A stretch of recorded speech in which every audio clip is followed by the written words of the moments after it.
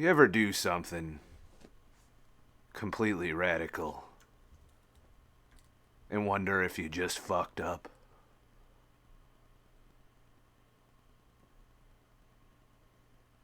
I pretty much live my life that way.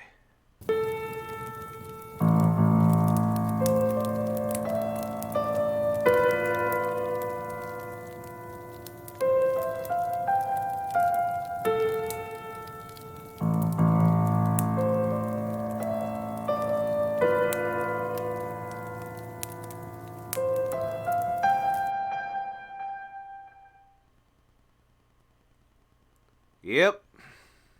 I fucking did it. So, you might be asking yourself right about now, there's two camps right now. Either you're celebrating and you're like, yeah, you finally shaved that fucking homeless looking shit off. Or you're just so in shock right now that you're like, why the fuck did he do that? And I've totally destroyed your whole concept of who I am and my identity. Whoa, alright, technical shit. So, yeah, that's the video that is currently uploading right now, but I wanted to at least play, to break you in easy to the fact that I did shave this shit off. And I got some kind of breakout underneath it that's interesting. I have no idea that I had that, so maybe it's a good thing that I shaved my shit off. So welcome. I haven't live streamed in a while, so I'm a little fucking rusty and shit, so we're gonna try and plow through this as best as we can. Right now, it seems we got some people joining me. This is a short notice one, too. I'm sorry about that, but maybe I'll be a little bit better in the future. This is taking the place of the podcast for the week, so this is basically so everyone can participate in at least one podcast a month. And get some dialogue going. So hopefully you guys don't mind the fact that I am now beardless and have some kind of weird shit going on. What is that? I don't know. Some are going to blame the carnivore diet, I imagine.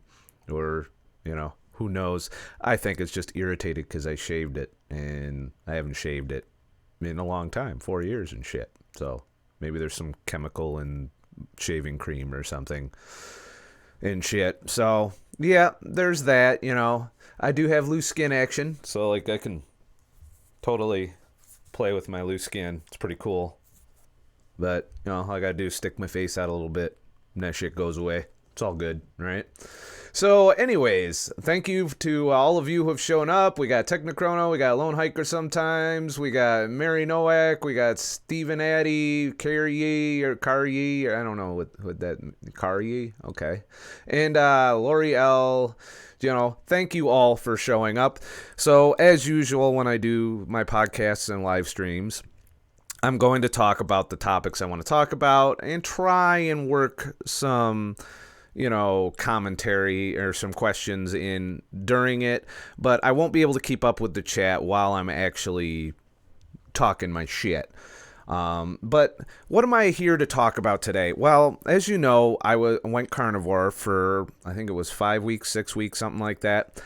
And, I did so because I was treating depression and a little bit of, energy issues I was having. And I wanted to eliminate all the keto foods, the plant-based foods that I believe were causing those issues. And it's the third time I've done carnivore now and gotten relief from depression. I have reintroduced a couple of new foods back into my diet that I like. They're not health foods. They're not things that I eat because I'm trying to be healthy. They're things I enjoy that I want to be able to eat without getting fucked up.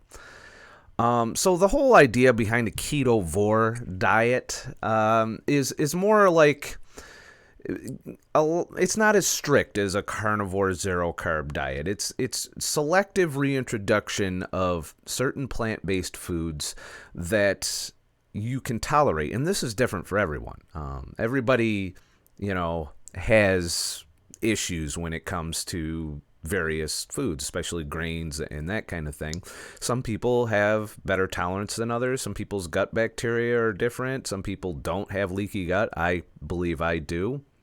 And I think that's why I have such a reaction to certain foods, is because I have leaky gut. And then, and I want to get into that a little bit. We're going to talk some carnivore talk. We're going to talk a little bit about some vegan shit. We're going to talk, basically about my personal journey and my plans on this. But yes, are you used to this shit yet? So Stephen Addy wrote, "Loose skin's not too bad." Let me put the fucking chat up so everybody can kind of see what's going on. Let's see. Holy shit, you look like Gary Shandling. I guess. I don't know. Maybe. I guess. Lone hiker sometimes, probably the ice cream. That could be it. Yeah. Loose skin, not too bad. Stephen Addy. It could have been worse. I could have like this big flap hanging here all the time if I, no matter what position my fucking head's in. So there's that. Bonnie Mackey, actually you look younger and those luscious lips. Oh my God, you're going to make me blush, but then it'll make this red shit pop out more, and we're trying to avoid that. So settle down. T-Roz Bonamar, I can't pronounce your shit. What is in the Sam hell is this? Well, this is the Scott the Truck Driver live stream, and I make videos and shit about health and wellness and diet and shit. So there's that. So anyways, I'm going to continue with my little spiel. So I've reintroduced 2 foods, and I've already told you all one of them. I reintroduced Halo Top ice cream first. I wanted something desserty in my diet besides full-fat Greek yogurt. So I brought that in, completely knowing it's not something you eat every day. It's definitely a moderation thing. It's not healthy in any way, but I wanted to see what would happen. And after some testing, and that's by testing, you try it for a while, you see how you feel. And then if you notice something, then you stop doing it and seeing if that something goes away. And sure enough, with Halo Top, there is a little bit of a response. The response is an energy crash. Now, probably because it has some sugar content and so on and so forth, but literally within 1 to 2 hours after eating Halo Top ice cream, and I'm picky on the flavors, they gotta not have grain-based ingredients in there, and that's one of the things I look at, and some of their flavors do. So I usually go with strawberry, which has strawberries in it, so that could cause a problem. I don't know. But I generally, I wanted something desserty, so the price I would have to pay to eat Halo Top is to know that I'm going to have an energy crash within a few hours. So, that's kind of tolerable, I think. So I think I can tolerate that in my diet going forward. And if I notice that problem, I have to make sure to isolate that was the food that caused that particular problem. So the second food that I reintroduced didn't go as well. It was Rao's pizza sauce, which I've always used on a ketogenic diet. It's low carb. I used some processed cheese, by the way, that I've eaten on the carnivore diet and not had any issues with at all, as far as how I feel, reactions, gut, any of that. But then I had this, and I had it with a bowl of ground beef, some butter melted in there too, so it's really greasy pizza, and then I put some mozzarella cheese in there. It was a big, very powerful meal. We'll just put it that way. And I started to notice over the next day or so that my mood tanked. Now, this is after almost 6 weeks of not experiencing any depression symptoms because I went on the carnivore diet. And sure enough, my mood tanked. So what do I do in response to that? I'm taking that out again. I haven't had any more since that particular episode, letting myself stay with just the Halo Top reintroduced for a little bit, and also 100% chocolate, which I'll get to in a minute. Baker's chocolate, no sweetening at all in that. And I Sorry, I'm paint your head and join the Blue Man group. Maybe that's my future. Sorry, I get distracted by the chat. So, I plan on trying again just to see if it's a repeatable result. And this is what kind of my idea for the Ketovore approach is. I want to be keto, but there are foods within keto that cause symptoms that I don't want to experience. Obviously, depression being the highest amount. I am currently void of depression symptoms, so it didn't last very long. It lasted a couple days, and it was mild. It wasn't like, shit. The energy was a little low too. I found pretty much. So that's kind of where I'm at. I'm gonna slowly bring back these foods I like and see how I feel, how I react. Do I have the symptoms that I'm trying to avoid on those foods? As far as weight, I've been weight stable the whole time throughout the carnivore diet, hovering in between 194 and 198. It's a fluctuation that happens. There's been times I've been a little bloated on the carnivore diet, which was weird. But it might have just been something, like I maybe had some chicken wings once and it had vegetable oil, and I feel that bloats me a little bit, which I'm not happy about. I wish I could avoid that shit. But sometimes you eat out and you get poisoned and shit. So, there's that. So that's kind of the idea of a Ketovore diet. And I guess if I had to give advice to anyone who wants to do a similar approach, that wants to treat these symptoms, because if you're happy on keto and you're full keto and you don't have any fucking symptoms, then just fucking do keto and shit.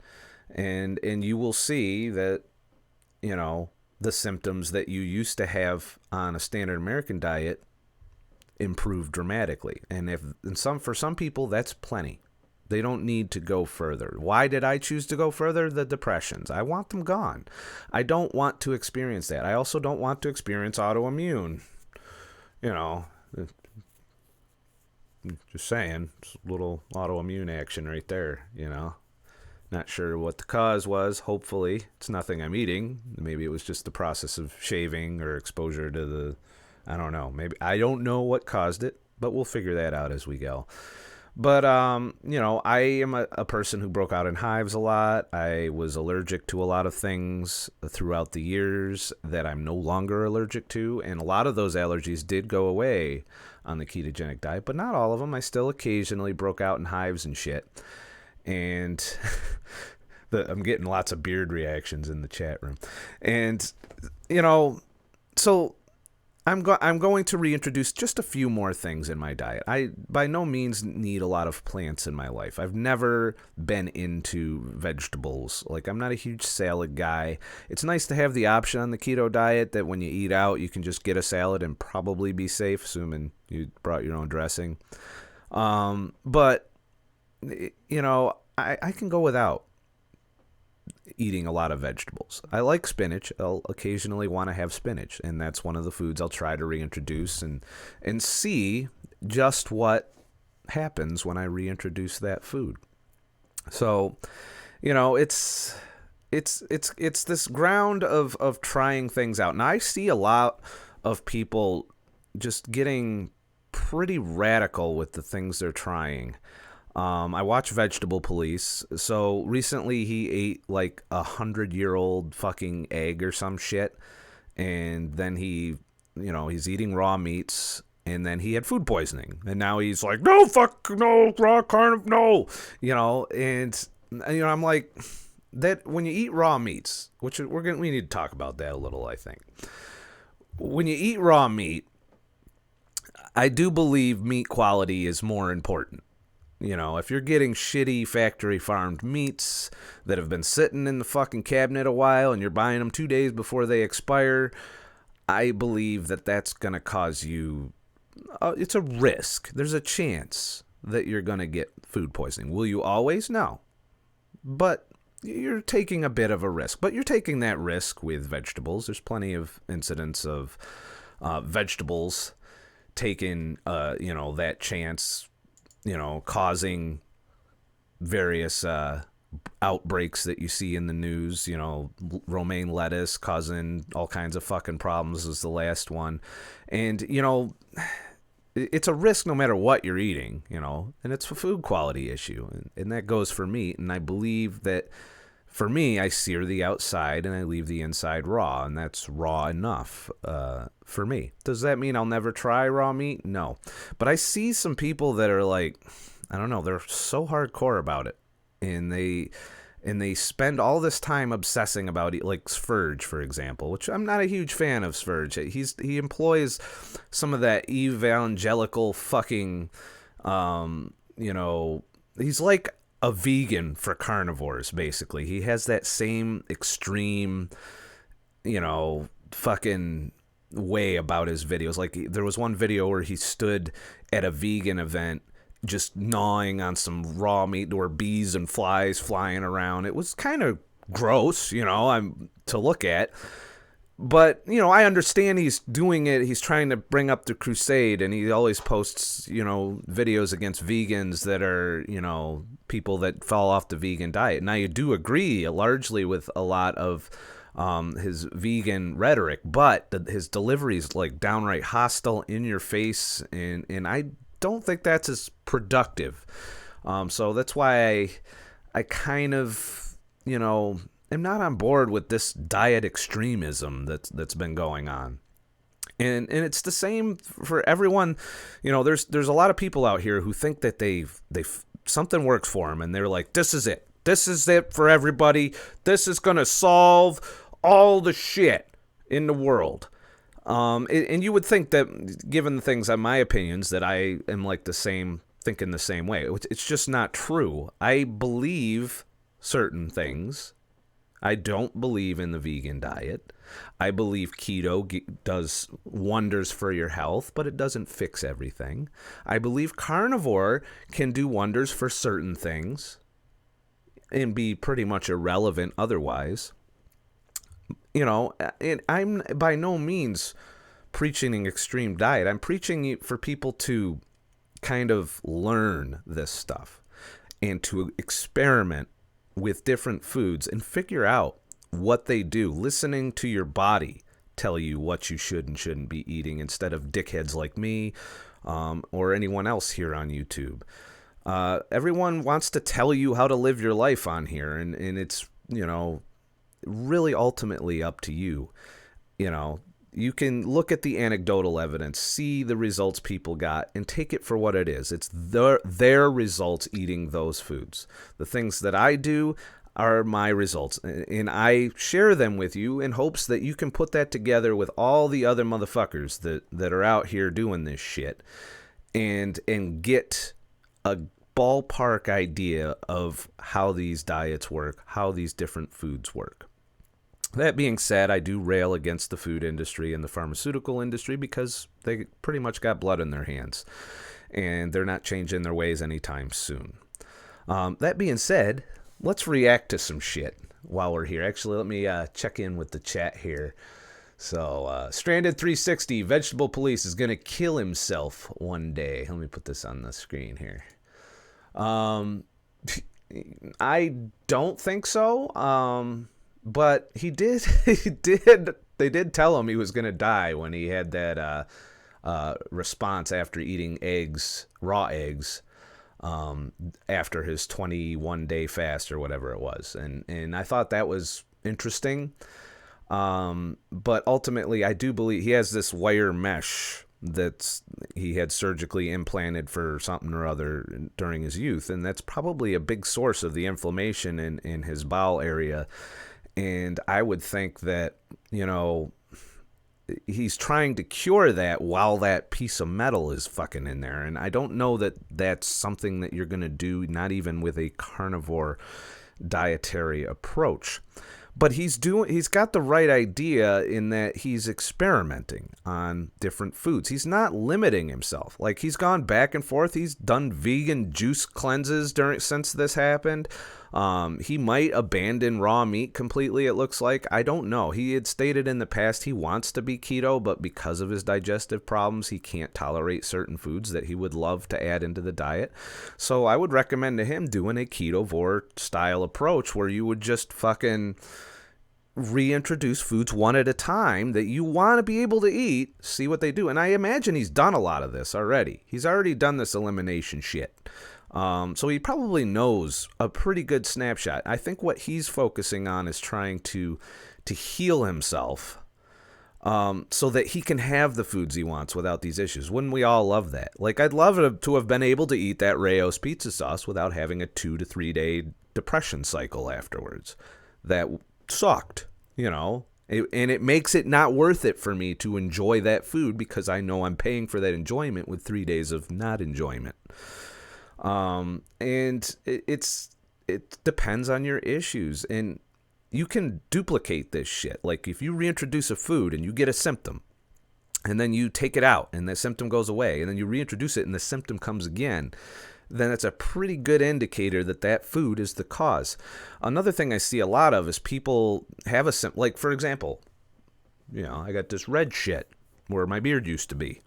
It might be my skin saying, fuck you for cutting the beard off, or it might be an autoimmune response. It might be something in my diet that's causing inflammation. It might be, you know, something that has fired up my autoimmune system. And, you know, there's people that'll see that and they'll immediately associate it with their diet completely. You know, even though there's external environment, chemicals, and all the other shit in our lives, and glyphosate, and pretty much no matter what you eat. And, you know, there's a lot of factors that go into how our body reacts to shit. So, you know, obviously I'm going to want to try and figure this out going forward. But I'm going to give it a little time. I'm going to keep doing what I'm doing. And if it doesn't go away, then I start taking things away and reintroducing things and see what happens. And I believe that's what Vegetable Police's whole fucking deal was, is he's doing an elimination diet. He tried the one extreme. It didn't work out. He went to the other extreme. And here's the thing. There's a lot of vegans doing this right now. It's getting pretty insane, the amount of videos out there of people quitting the diet for health reasons and bringing awareness to that. And of course, the vegans are going to be responding. Don't panic. It was just a video. Appropriately. This is freely. Let me put my fucking face here and shit.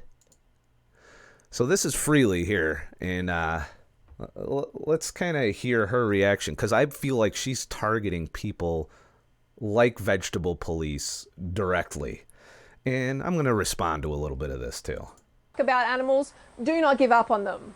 They do not throw them in a stir fry when they feel hungry or gassy or get a pimply face. They take responsibility and they... Yeah, it's like she's talking to Vegetable Police with the things that she's bitching about.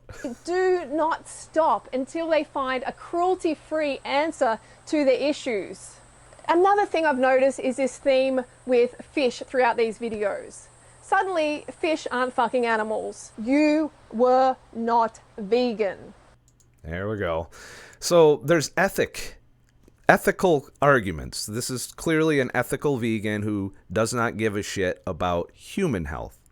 That's where I butt heads with ethical vegans is what. So you're asking people to suffer these health conditions, some of which land them in the hospital, some of which kill them, because the animals should come first. And that's my argument against the ethics. There's so many ethical arguments against this. You know, it's insane. Like, just the amount of destruction on the environment our industrial agriculture has brought with our grain-based diets is ridiculous, you know, compared to, you know, the amount of damage we do with factory farming. Now, don't get me wrong. I believe we need to be more ethical with our how we raise our livestock, and allow that to happen in a naturally sustainable way. And I've covered this in the past, but to just completely be this hardcore And this insulting, too, you know, is... Okay, so let me start by saying I know every one of these well-known YouTubers making these why I'm no longer vegan videos. Some of them I know... She basically wants them to be silenced, and she wants ethical vegans to come out against it. Very well, have hung out a lot, and I like them as people. Not that they would ever publicly support me or anything like that, but still. This is a video for... I can't imagine why they don't publicly support you. Anyone out there who's ever made one of these why I'm no longer vegan videos. So I've been in this movement for over 12 years. I've seen people come and go. I've heard every excuse there is. And I'm sick of it. I'm sick to fucking death of hearing these bullshit excuses to end animals' lives again. And I'm sick of hearing that argument. I mean, really, we've been eating animals for millions of years, and it's arguably the reason we evolved. See, I'm getting a little fired up. I'm trying to stay calm. Just trying to be, you know, the beard's gone. I need to calm the fuck down. But it's a flawed argument, you know. Somehow we're unethical now because we eat meat. Now, there are practices in factory farming that need to change, and I do agree with that. There's a better way to do it, to where the animals live a decent life until we eat them. So, you know, it's this back and forth going on with people on these extreme diets. And Carnivore is not exempt for this, and neither is Keto. There's people in these dietary spheres that are just so hardcore. There's, you know, we had the Jillian Michaels bullshit too. And, you know, we might talk about that. I don't know. But, you know, there was Jillian Michaels. The diet has many different components, but... Same thing. Extreme. And very extreme. And closed off to anything else that may be working. And you can't get people's health in order, or your own health for that matter, because I'm of the opinion that Freely does not look healthy here. She doesn't look healthy. Not to say that I look healthy right now either. But she doesn't give a shit about health, is what I can tell here. She cares about the animals. Fuck everything else. Which I understand, but it's not your job to do that. It's each individual person's job to decide whether or not they are ethical enough to eat or not eat meat. And that decision often takes a back seat to health. So, you know, let's look at the other extreme. You know, this guy eat nothing but raw meat for 5 years. Clearly, it's working for him. He did so for health purposes, as many people do go to carnivore diets to do. And he's fine. You know? Sfurge you see eating that shit all the time. They're eating raw chicken. That makes me cringe, because it's like in my soul that I'm not supposed to eat raw chicken. I might try it. And then I might get food poison. I don't know. It's a risk. It's risk versus reward on the foods you choose to eat. So if you're doing like raw meats, ask yourself, why are you doing it? What is the difference between raw and rare? And I agree, you need to keep some rawness to your meat, you know, but you got to balance it a little bit, I think. We invented fire for a reason. That's been around a long time too. So it's about, do you have to go raw? Do you have to give up your cooked meats? Does the benefits of doing so outweigh the costs or the potential risk of getting a foodborne illness or some kind of parasite? Because you are exposing yourself to lots of bacteria and parasites. Now, some could argue that's good for gut health. It's good to have that biodiversity in your gut. And, you know, it also opens the door for pathogens. And my problem with it is we're at risk as it is. A lot of us have leaky gut. And you can tell if you've had autoimmune illness, if you've had depression issues, if you've had these illnesses throughout your life, and you still have them if you go back to those foods, then more than likely your gut wall is permeable. This shit's getting in your blood. Well, guess what else will get in your blood if you're eating raw meats? You're going to get those parasites, those pathogens that gut. It sounds great in theory. You know, if we had never fucked our guts up, you know, sitting there and eating raw foods and having this nice biodiversity in your gut microbiome. But it stands to reason that you're just letting these things into your blood, and you don't know what's going to happen when they get there, how your body's going to react. You might become inflamed in that situation. And, you know, and that's what I think happened with Vegetable Police and the raw egg thing after he got done with his fast. The fast clearly did not repair the gut permeability, if I have to make a guess. So, you know, you're getting that bacteria in there. You're getting bacteria no matter what, first of all, you know. So it's just not just a matter of that. There's things in your environment, you know. My beard probably had plenty of fucking bacteria in it. That shit went right into my gut, you know. There's all kinds of bacteria, parasites, and so on and so forth out there that want to get in you and live off of you and the things that you eat. But I think our diet and our environment, you know, particularly with the glyphosate issue and our industrial agriculture, have destroyed our gut lining to a point where I don't know how to fix it. And I don't think anybody that I've watched on YouTube over the past 4 years of doing this shit has the answer to fixing leaky gut. They say they do. Vegans say that too. And I'm like, how in the fuck are you fixing? You're eating grains and shit. Fucking glyphosate is known to permeate your gut wall. And they're desiccating their fucking grains with it. It's in most of your vegetables that you see in the supermarket. It's in the meat. It's in the water. It's in the air. It is fucking everywhere, almost 100% unavoidable.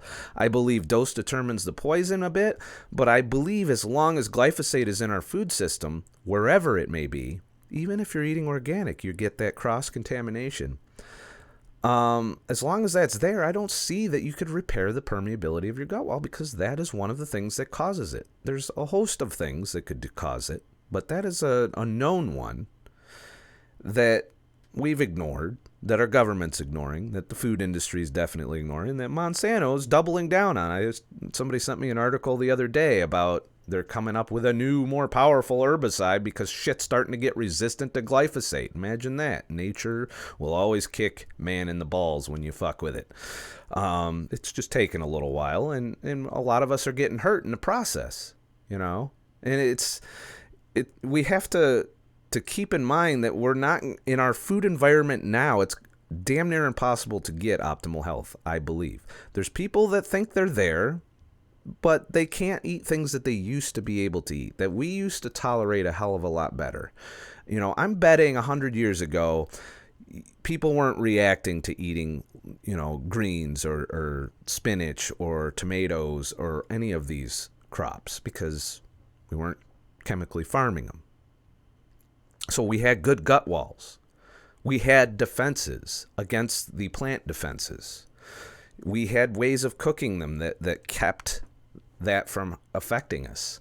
So we've done all of this shit over the years to our food system to make it almost impossible to heal leaky gut.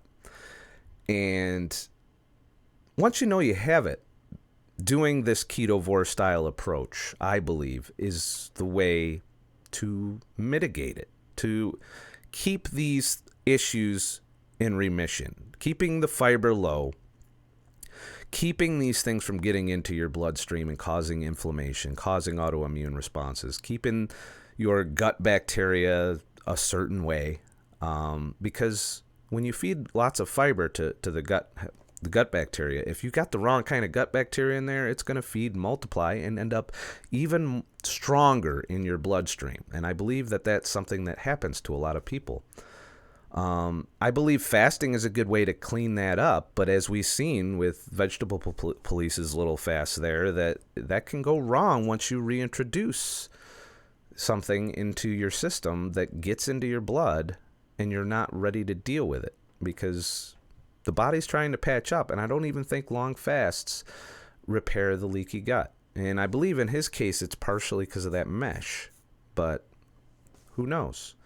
There might be people that think they did it, but, you know, it is what it is. So there's people on every extreme of, you know, the diets. You know, we've got Carnivore being heavily attacked right now. The entire fucking, you know, government and food systems and media are all pushing for this plant-based diet. In the meantime, you're seeing vegans dropping off the diet a lot for health reasons. You still got the hardcore ones, particularly the ones that haven't experienced these negative symptoms. And, you know, and then there's people like Freely who give no fucks that these people dropped off of it because they were suffering and they were having poor health. It's all about the animals suffering and not us. And I'm an asshole, you know. If I have to choose between me and a cow, I choose me. Not to mention, cows would have become extinct if not for us providing them with a place to grow, breeding them, feeding them, giving them all of this room to do their thing, which is not what Factory Farm is doing. I want to go organic, and I try to eat organic every time I can. Hard to do in today's food environment, and the costs are a little bit astronomical. But I do believe that we could get back to a more organic nature where everything happens in a cycle on the farm, and we're not destroying the environment. We're living with the environment, and part of that is eating animals. All right? We've been eating them forever. People are getting just as fucked up as animals. All right? People are hurting. People are dying. And they're dying probably at a larger rate than the animals. You know, based on all of this disease that we've brought upon ourselves, this chronic preventable disease because of the standard American diet. I believe what needs to change is our agriculture system, our food system, and the standard American diet needs to go bye-bye because it's done nothing but destroy us from start to finish. So, it is what it is and shit. So, let me see how we're doing on time here. It's 6. I do need to get off of here by fucking 8 o'clock-ish. So let's get into some of the chat here and shit. I'm scrolling back. That's the current chat you're seeing on the screen now.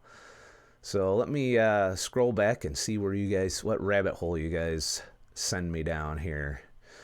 So, Deborah writes, Jillian Michaels is so annoying. And yeah, why not talk about it? We got a little time.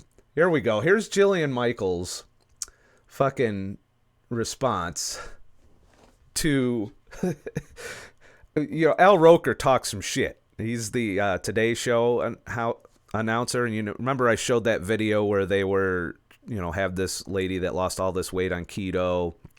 And they basically directly answered her talking shit video.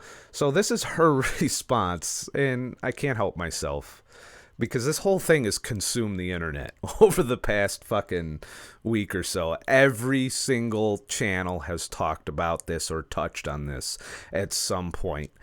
And she don't give a shit. You know, she thinks everyone else is an asshole but her. And some people have been vicious. I've seen it in the comments. You guys definitely responded with not a lot of love for Jillian Michaels here. So predominantly, when you pull a macronutrient out of your diet, right? Macros are protein, fat, and here we go with the macromolecules again. Carbs. Carbs aren't part of the equation. Open some textbooks and shit. When we look at things like our macromolecules, which is a really big fancy way of saying our cells, your cells are made up of protein, fat. Why don't you just fucking say cells? It sounds less shitty. Carbs and nucleic acids. So just on the most basic level, it should be common sense that this diet is not ideal. This diet can create micronutrient deficiencies with vitamins and minerals. Wrong. I have no deficiencies. My blood work was fine. Granted, it's been a year since my last physical, but I'll do another one and I'll publish the results. And who knows? Maybe I've been fucking up this whole time. You never know. You never know. It doesn't have enough fiber unless you're predominantly plant-based. It doesn't talk about the necessity of calorie restriction when it comes to weight loss or even overall. The necessity of calorie restriction. You know where I stand on that. You know, our metabolism is regulated hormonally to counterbalance any energy expenditure we do. So if you pound the fuckmaster to death and you eat less calories in the process, your body's going to ramp down your resting metabolic rate to make up for it. Hence, you cannot eat less and move more long term. You can get yourself starved for a while, and you're going to be pretty fucking hungry and miserable during that. And you can keep the weight off, but you got to keep that level of energy expenditure constant, because there is a floor, obviously, to how far your metabolism will slow. And as long as you keep your energy expenditure below that, you'll maintain your weight loss long term. But you're going to have to spend a whole lot of time doing that. A whole lot of time in the gym. It's fucking ridiculous. Overall health and well-being, diets that are very high in animal fats and animal proteins. I'm sorry, I could go on and on. It's not ideal. Look, Andy Cohen is not passionate either way, right? This is a guy that called Savannah Guthrie dumb for doing. This is where we're getting all a little fighty with people. The diet, and then called me a jackhole for saying don't do the diet. So she ended up being like jackhole of the day on whoever the fuck that was his show. My opinion, look, I have a long-standing opinion on this guy's behavior, and I think he's a guy that just likes to attack women. I've said it for years. I think this is proof of that fact. So we'll put him aside. Beyond that, look, keto is a trend that many billion-dollar weight loss brands have gone after, right, in a very big way. They want to ride that trend, whether it's supplements or saying like, hey, Weight Watchers is keto-friendly, or, you know, we've got keto protein powder and so on. So when you go after something that a lot of people have banked a lot of money on. The irony in this response is glaring. People went after something she's banked her life and livelihood on. So this is really the weirdest fucking response from her that I've ever heard. I mean, you're essentially pissed because we're doing the same thing that you're doing, and you're mad about it. And you wonder why we got mad in the first place. You kind of started it. You're going to get a lot of pushback. I mean, look, here's the bottom line. You know, if we're going to talk about Al Roker and the Jersey Shore guy and Andy Cohen. Who's the kid chugging the soda in the background right there? I mean, I would say, why don't we behave like adults? You know, we don't need to name call. We don't need to have personal attacks. If we're going to have a debate about keto, let's have a debate about keto. But I'm ready. Let's have a fucking debate about keto. Come on, Jillian. Not even with me, because we would butt heads. It'd end badly. But I'd like to see her and Dr. Westman go at it. I would pay. We could make a pay-per-view event. YouTube, if you're somehow watching this, let's have a pay-per-view event where Jillian Michaels debates Eric Westman on the ketogenic diet, because I really want to see that.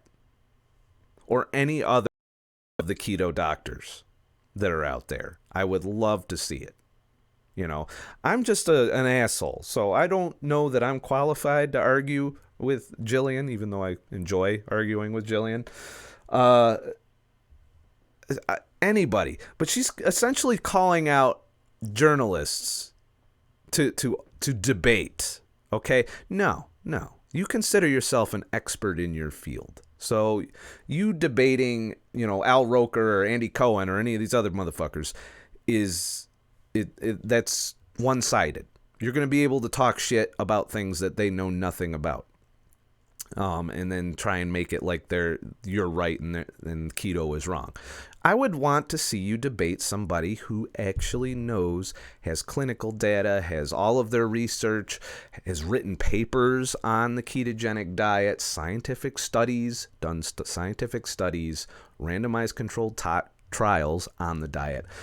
Debate somebody like that.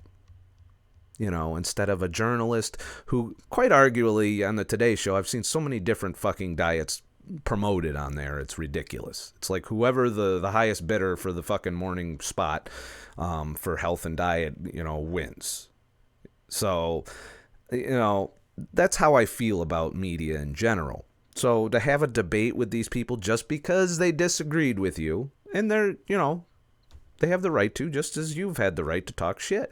But you don't get to talk shit and just expect us all to not respond and return the favor, Thank you, Bonnie Mackey, for your contribution to the ScottTheTruckDriver Broke as Fuck Fund. She wrote, "Are you still eating 1 meal a day?" And no, I am not.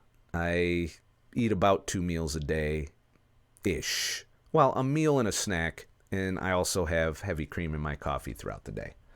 So 1 big meal and probably a snack, like a full-fat Greek yogurt here and there. So let's finish up with Jillian here. But of course, when I invited them to do that, both ran away with their tail between their legs, and I haven't heard a word since in days. I'd say man up, and if you want to have a fight, let's go toe-to-toe in a civilized way instead of a sucker punch and then you go hide under your couch. Well, what are you doing with the keto diet? You haven't debated an expert. I want to see you with an expert, not another journalist. You claim to be an expert on eat less, move more, and a balanced diet, and you sell books based on your diet. Debate. Vegans do it all the time. There's vegans out there that do that. And I don't agree with a lot of their things that they say in those debates, in their message in general, because there's a lot of bias involved. But at least they will go at it, and they'll double down on some strange science, which I imagine you would do in a similar debate. But I'm telling you, Jillian, you could spin this into a nice debate. You love the attention. I know you do. Get out there and debate some motherfuckers, all right? It's some people who know their shit. Don't debate media people, because they're not going to be able to fucking hang, They're just going to spout off the bullet points that are almost irrelevant about the diet. So, yeah. Isn't it a great world we live in, where just anybody can talk shit at any time on the internet? Speaking of talking shit anytime on the internet, let's get back to some comments and shit. Let me scroll back up a bit. And M99, why would they encourage us to eat stuff that makes us sick? Who are we asking about? Was there something below that? Snake diet. Fermented meat is a great healer. Okay, so I imagine you're talking about fermented meats. I don't know. Here's the thing. What makes one person sick might not make another person sick. That's the variable in there. You just got to look at as a whole. Fermented meats are not a new thing either. That's something that's been around a long time. I mean, when you didn't have refrigerators, you had to do everything in your power to keep that meat viable. So, like I said, this raw food thing, I'm going to try probably some raw steak because I like it rare, so it stands to reason I'd probably like it raw. Am I going to eat that way 100% all the time? Absolutely not. And the main reason is because I'm already getting all the benefits the way I currently do my carnivore, or my ketovore. So delving further into the raw meat, I imagine I'd be opening myself up because of the leaky gut issue to possibly have more issues from then on in. So it's a matter of figuring out what works and what doesn't work for you individually, because we've all fucked ourselves up. That's clear. And a lot of us get similar results when we do these things like go keto and go carnivore and change our way of eating to mitigate the symptoms and put things like diabetes in remission and put these autoimmune illnesses in remission and really just narrow down and personalize your diet to the foods that you can tolerate. Because even the foods that are getting through that leaky gut wall for a lot of people cause different autoimmune responses. Some people are allergic to one kind of food when it gets in their bloodstream, whereas other people have allergens to other foods.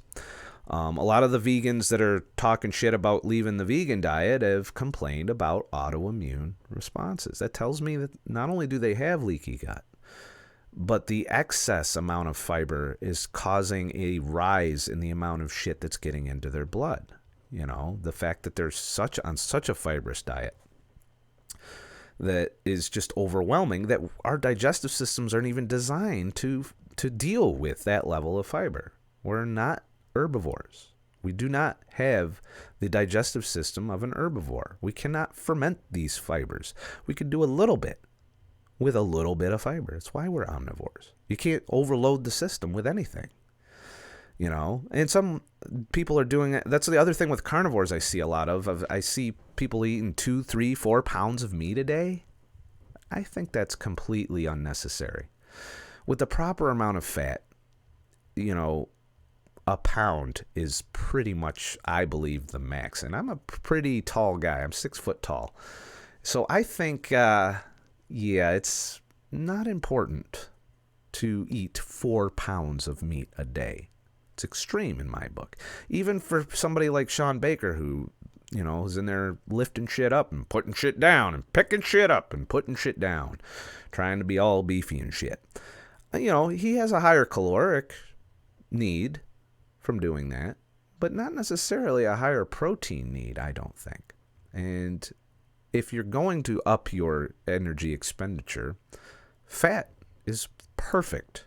Especially if you're keto adapted, you've been carnivore for a long time, and if you feel low energy or you need, you know, to maintain your weight or gain weight, in the case of people who work out and bodybuild and shit, by all means, you should be straight up, you know, adding fat, lots of fat. I do it all the time.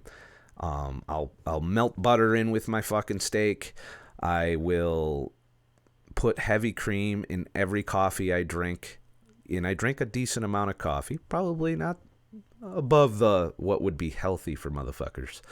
And I know I get my fat for the day. I feel the energy, you know. I feel that I can get through my day, unless I eat something fucked up, without a crash, without needing a nap or whatever.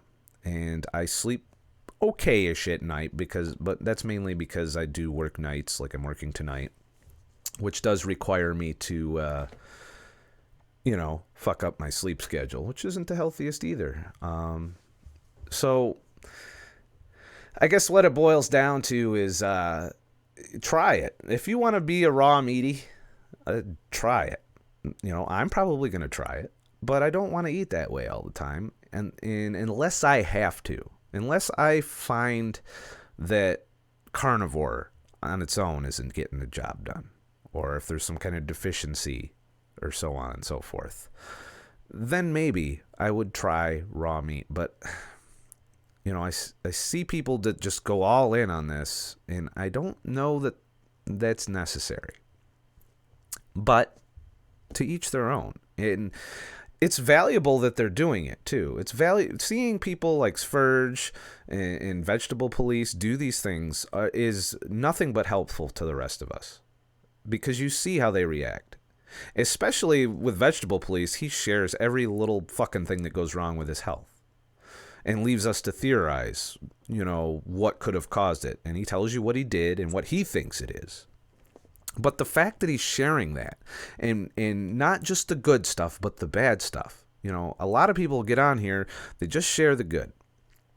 They don't really let you know all the bad things. And vegans are notorious for this, by the way. There's a lot of vegans who, you know, self-admittedly, I've seen them. They said while they were vegan, they would not post publicly when they were having symptoms or outbreaks of skin or all the other issues they were having. They would wait until they felt better or looked better to present their data. And if something went wrong, they wouldn't tell anybody.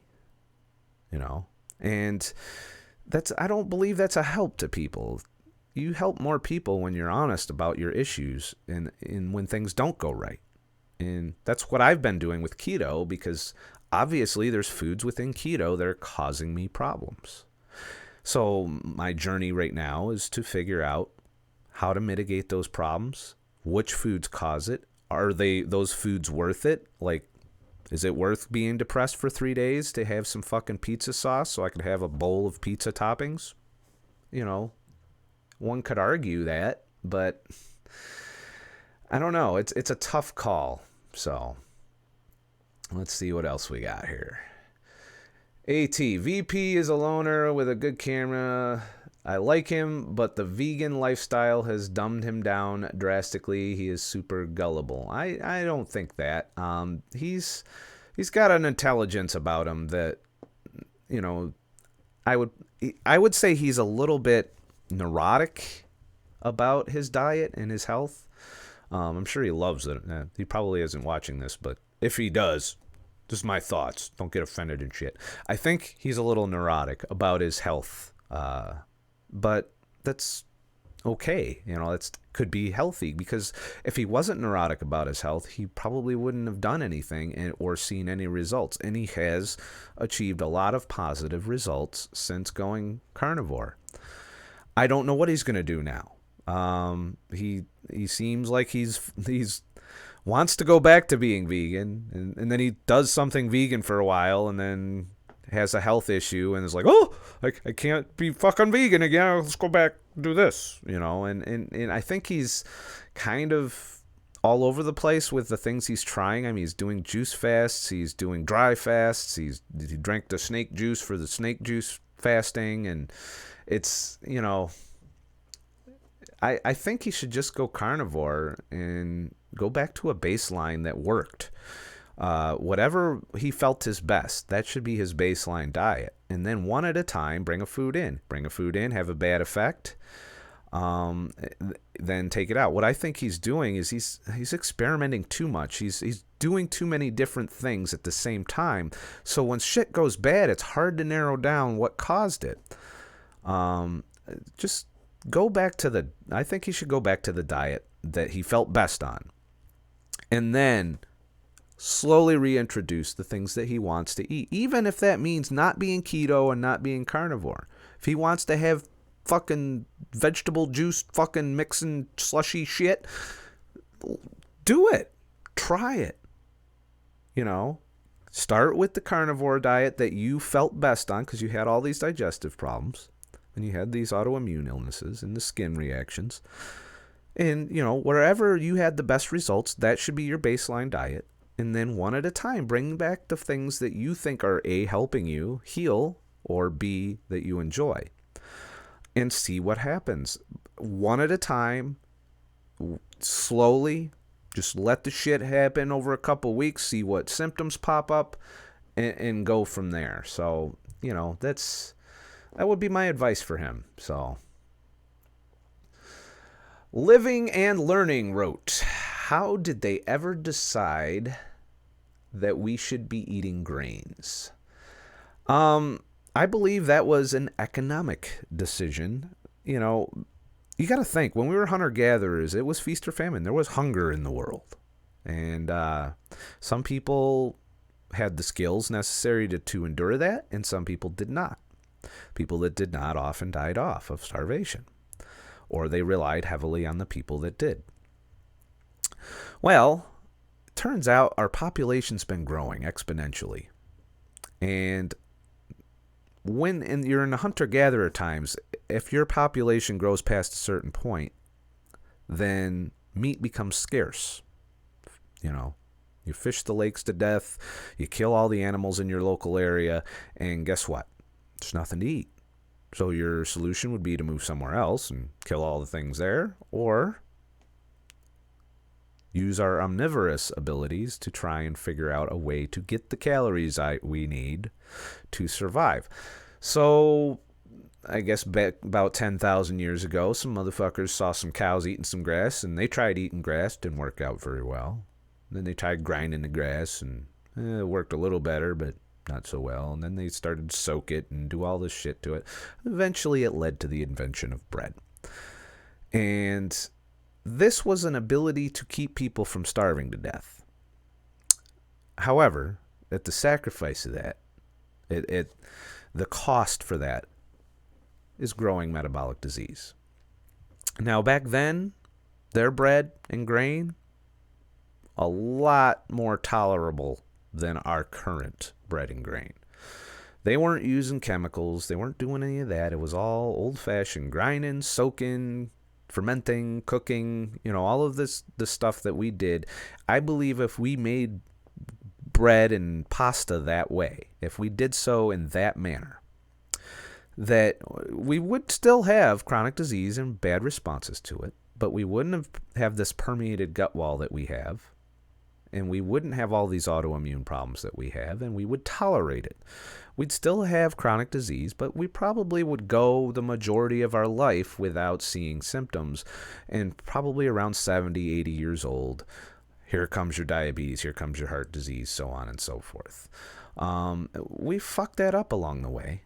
And a lot of the damage we've done has been exponential over the past 50 years, but pretty much mostly the past 100 years, we started to go off the rails as we industrialized our food system.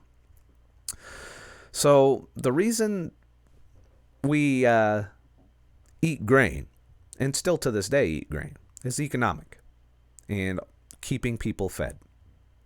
So if we were just to eat meat and fat, and that's all we ever ate, we would have a hard time feeding everybody, I believe. If everybody went carnivore tomorrow, or raw carnivore, it'd be shitty. If you did not have a lot of money, you would find it difficult to get enough food in that circumstance. So I think we will always have grain in our diet, even when we realize it's fucked up. We just need to get the glyphosate out, in my opinion. But overall, that's why it's here. And it makes sense for that. If you have to choose between a slow 10-year death at the end of your life, or autoimmune problems or depression or anxiety versus complete starvation and the misery that could come with that, what choice do you make? If all the animals were gone and the vegans got their way, does that mean I'm not going to eat? No, I'm going to probably just go back to the grain-based diet until I die. It's a matter of survival at that point. And at any point, if it comes between you starving to death and eating grain, I've said this in the past. The only reason to eat grain is if you can't get anything else. It's a fallback plan. It should not be the staple of our diet. It should not be so strongly pushed by our government, by all these dietitians. It needs to go. It needs to be marginalized back to its role as a backup plan for when you can't get the meat and fat. That's my opinion. But that's not to say we can eliminate grain. We just need to get back to a more natural way of doing grain. Bread should go back a step in technology, I think. We've gotten out of control. We've put too much sugar in it. We've, desiccated the crops with fucking glyphosate, and that's getting into our system. We've genetically modified it to the point where it's a shadow of what it used to be back 10,000 years ago when we first decided to start eating grain. And it makes sense as a survival food for a society, especially a society that's urbanized. Like New York City, for example. New York City would not exist if not for grain. You would not have big cities. It would be impossible. There would be people starving to death. Now they can just go into McDonald's and get the fucking dollar menu, or go down to the fucking gas station and get some chips and some fucking shitty hot dogs on shitty buns and load up with a 64-ounce fucking soda, or some kind of drinking. All the unhealthy shit is widely available, and it's available to people of modest incomes or poor people. And without that, they probably wouldn't get very much to eat. So all the shit I talk about, the standard American diet and the grain and the Monsanto shit, that is the only argument that I have there's no ground to stand on there. The fact that we are overpopulating certain areas and regions that would not be able to support those regions without grain in the diet. And I'm really surprised I don't hear that argument more often. It's always about, healthy whole grains, it's good and shit, and it's, it's what the body needs. It's not what the body needs. It's all bullshit. Just say it for like it is. If not for grain, we'd have a lot of hungry people. That's my take on that. That's why we have fucking grain and shit. My screen's dimming. It's not good. Does everything look good? Stream's going? The fucking live stream's still going. Looks healthy and shit. We're at an hour. And it's 6:30. So we're still got plenty of time here. So let me scroll my way on here and see what we're doing chat-wise here. Oh, let's see. Notorious SOB. Goddamn, went for the gold, bro. Any regrets? Not really, no. I talk about this in the video that I'm going to post, so I don't want to get too into the beard thing. But I had already decided before the vote to, before I put it out to you guys to kind of do the beard debate. I had already bought the razor. I was already, ready to do it. No, because I can grow it back. If I don't like this look, I can grow it back. And I'm really kind of happy that I did expose whatever this is going on here, because this ain't cool. Why is that down there and not up there? That's a question. So, I'm happy that I stopped to take a look and see what's happened under here in 4 years during the process of all of this diet shit. So, and fasting and all this other stuff. So I probably will keep it down or keep it trimmed till I see this go away at the very least, because I want to know that this is just temporary, or maybe it's just aggravated because I shaved, or do I have some inflammation or some autoimmune response going on under here? It's a question, and I'll figure it out. Same way I figured everything else out. Same way I got my body weight way down. The same way I kept myself from becoming diabetic, to getting my blood pressure lower, to getting my lipids on track. And, it's important that you take a step back from the normal routine, because one of the reasons we all got fucked up in the first place is we were just used to being fucked up all the time. When I was on the standard American diet, it seemed normal to have to take a nap twice a day. It seemed normal to be ravenously hungry and food obsessed every couple hours. It seemed normal to be pit of hell depressed and then anxiety through the roof. These were all things I was used to, and I thought that was just me being fucked up for some reason. And it wasn't until they started that I took the chance to change, to do something different, that I noticed the positive benefits and the negative ones. So, as far as shaving my beard, it's just another example of how I do that and how my approach to life. And when I see a problem, there's what society tells me to do, and then there's what I can do that's different, that maybe not as many people are doing. It started out with fasting. Society was saying, nope, shouldn't fast, starving, you need nutrients, meh, meh, meh, meh. Did that successfully. Lost a lot of weight doing that in the beginning. Didn't get to go too far with the weight loss because I was getting ravenously hungry, but I did the fasting. It was something that was demonized in society back then. Still largely is in some circles, but it's become way more accepted than it was. Keto, same thing. Started eating lots of fat. Fat's supposed to kill us. It's been preached for years. The current food system still employs a low-fat dietary approach. It's still marketed for low fat. And,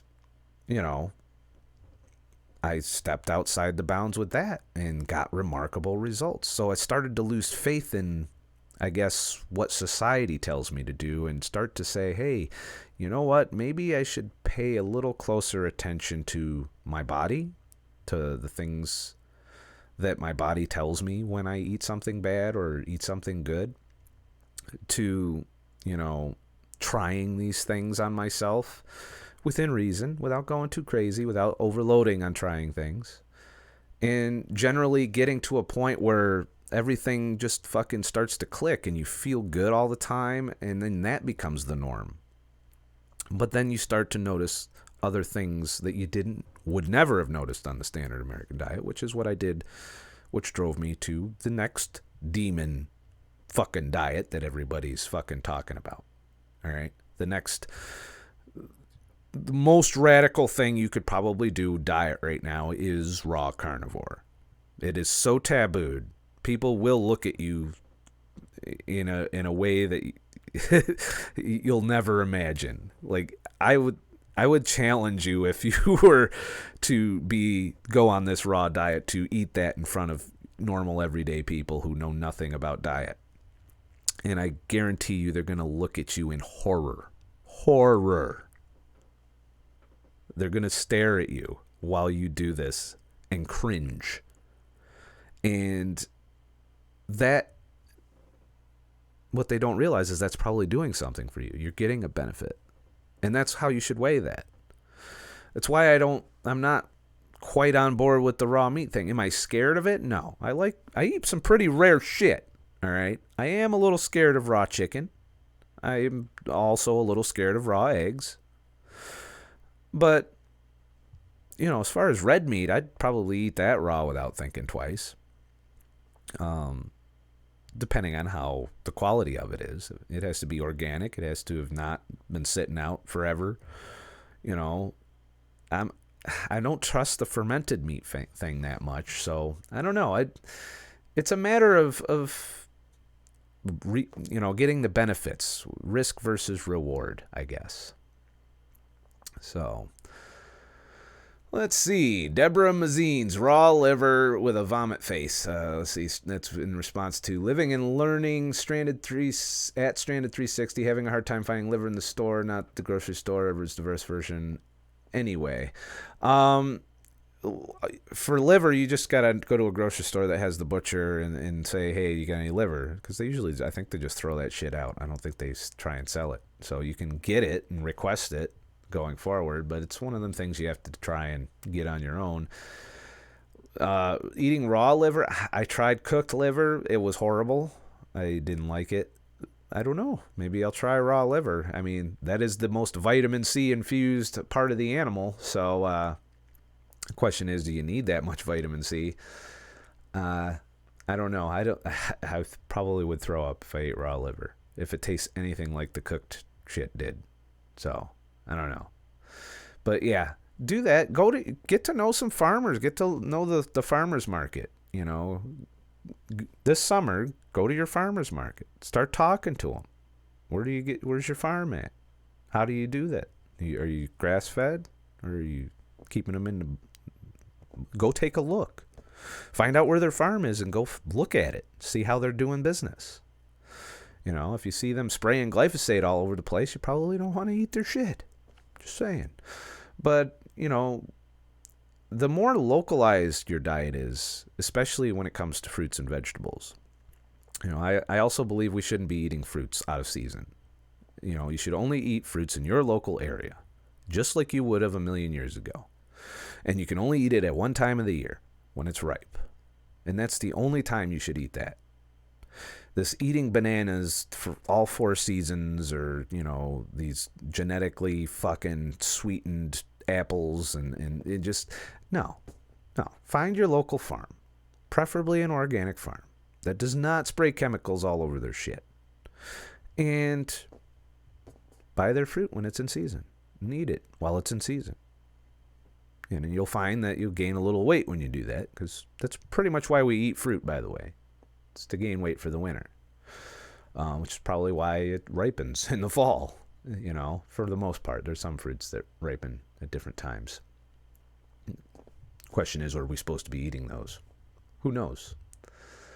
So, Bonnie Mackey, Vegetable Police, has another channel camera related. I also watch his camera channel, being that I'm photographer and videographer. It's pretty funny. Yeah, I like his he's a funny guy. I like watching his shit. I watch his shit regularly. Like, it pops up in my feed all the time. The algorithm knows and shit.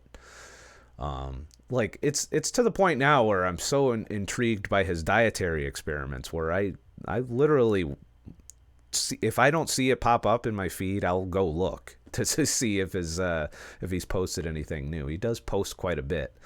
So, but he's one of many anecdotal people that I watch, people that have done some self-experiments. There's another person, I forget her name, I'd have to look it up, and I'm not going to do that right now, that did like a 54-day fast and had some very interesting side effects towards the end of it.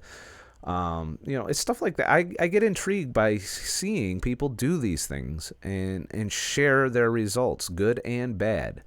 I tend to shy away from people that everything's fucking sunshiny and roses and that they don't give you the full picture. I want to hear an honest accounting. If you fucked up, and that's why I like Vegetable Police, is when he fucks up or even thinks he fucks up, he tells you about it. And he shares what he thinks it is. And I don't always agree with what he thinks it is. But the fact that he's come across this negative issue while doing a diet that's supposed to be all sunshine and fucking unicorns shitting rainbows out of their ass, the fact that he does that, I respect. And I respect anybody that does that. I don't think people like Sfurge are doing that, who are eating this raw meat. I think if he were to eat raw meat and get a foodborne illness, he's not going to fucking tell you about it. And call me out if I'm wrong. I don't watch all his shit, but that's what I think. As far as that goes. Where are we at here? Let's see here. Stephen Addy, hence that's why we made it federal nutrition policy in the 70s and began subsidizing soy, wheat, and corn, etc. Yeah, if you're going back to we do it to feed the masses, that was exactly why that Earl Butz Commission thing happened, is they wanted, I think it was Nixon that wanted to make food affordable and cheap and that nobody would go hungry. So that's one of the things that gave birth to our standard American diet, is being able to feed everybody. But now it's gotten out of control. It's causing more harm than good, I think. Instead of people starving, we got people dying from metabolic related diseases and becoming very obese in the process. So I think we need to dial it down a notch and find some happy medium to where grain is a fallback plan. It's not the entire base of your food pyramid or a big chunk of your plate. It should be that little thing on the top that you only have it when you need it. You don't need it. You do not need grain. And that is the number one food I avoid because I have the worst possible fucking reactions to it. When grain gets through my gut wall and into my blood, I know it because it causes the most debilitating energy crash, the most debilitating depression. It takes weeks for me to get back to normal. It's, quite frankly, our grain is poison, at least to me. If you can eat grain and you don't get these problems, congratulations.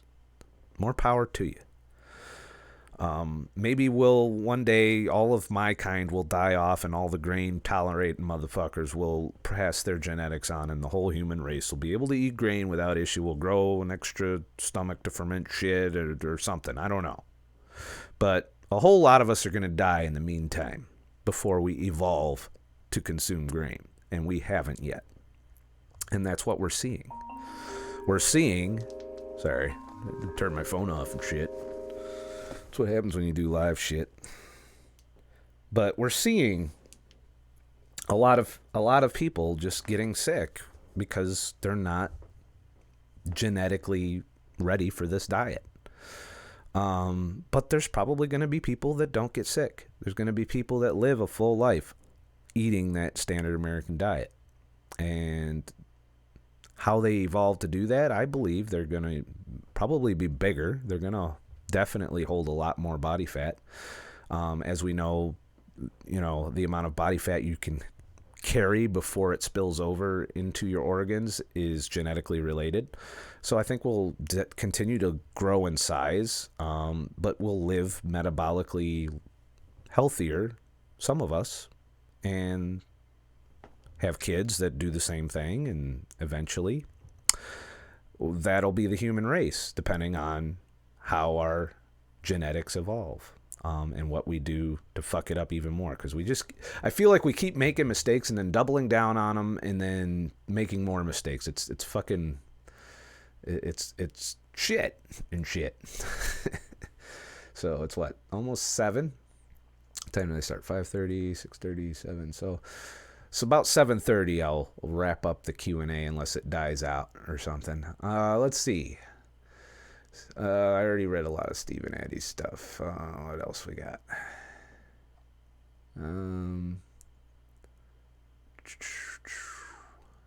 Sorry, I'm reading. It's probably not interesting.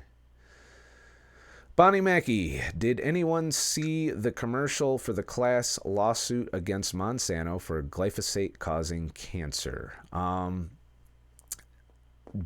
Yes, I've seen it, but I also saw the court case. Here's my problem, though. They're not covering it. There's been no updates. There's been no articles written about it. It's been swept under the rug, and you gotta picture, now it's gonna sound like one of those other ads that fucking pops up, like, if you took this drug in 1979 and you got this problem or a loved one died, and you might be entitled to money and shit. And that's not the level of alertness we should have on the glyphosate issue. We should completely be triggered and up in arms for the glyphosate problem. And and they're not learning from their ways. They're making new chemicals that are probably just as unexperimented with, that are already approved. With the exception, I think 4 states have banned the new thing that they're trying to pour on our fucking crops. We need to stop that. We need to go back. I realize it's going to decrease our yield, but since we already produce I think it's something insane, like 5,000 or 6,000 calories per person currently, we can afford to drop back the yields a bit, I think, and get back to some older farming practices that decrease yield. But that's not going to happen. It's about profit and money, and I don't see us righting the ship anytime soon. I don't see any changes coming about anytime soon, at least not in my lifetime. There's not enough awareness in younger people. Like, younger people aren't watching my shit. Hardly at all. College kids aren't watching my shit. Most of the people that watch me are of a middle age or higher demographic. There's some millennials, 30s-ish, that watch my shit because they're starting to experience problems. And I think as people start to experience shit at a lot younger age, maybe awareness will be raised. But we're still a media-fueled society, so a lot of the younger generation just regurgitates what the media says. They don't seem to be out trying to think for themselves and research for themselves. And because I hear them all the time when I'm doing Uber, I'm hauling students around a lot, because there's a lot of college campuses here. And to hear the things that their misconceptions about diet and nutrition, I keep my mouth shut, in these situations, because they don't want to hear it.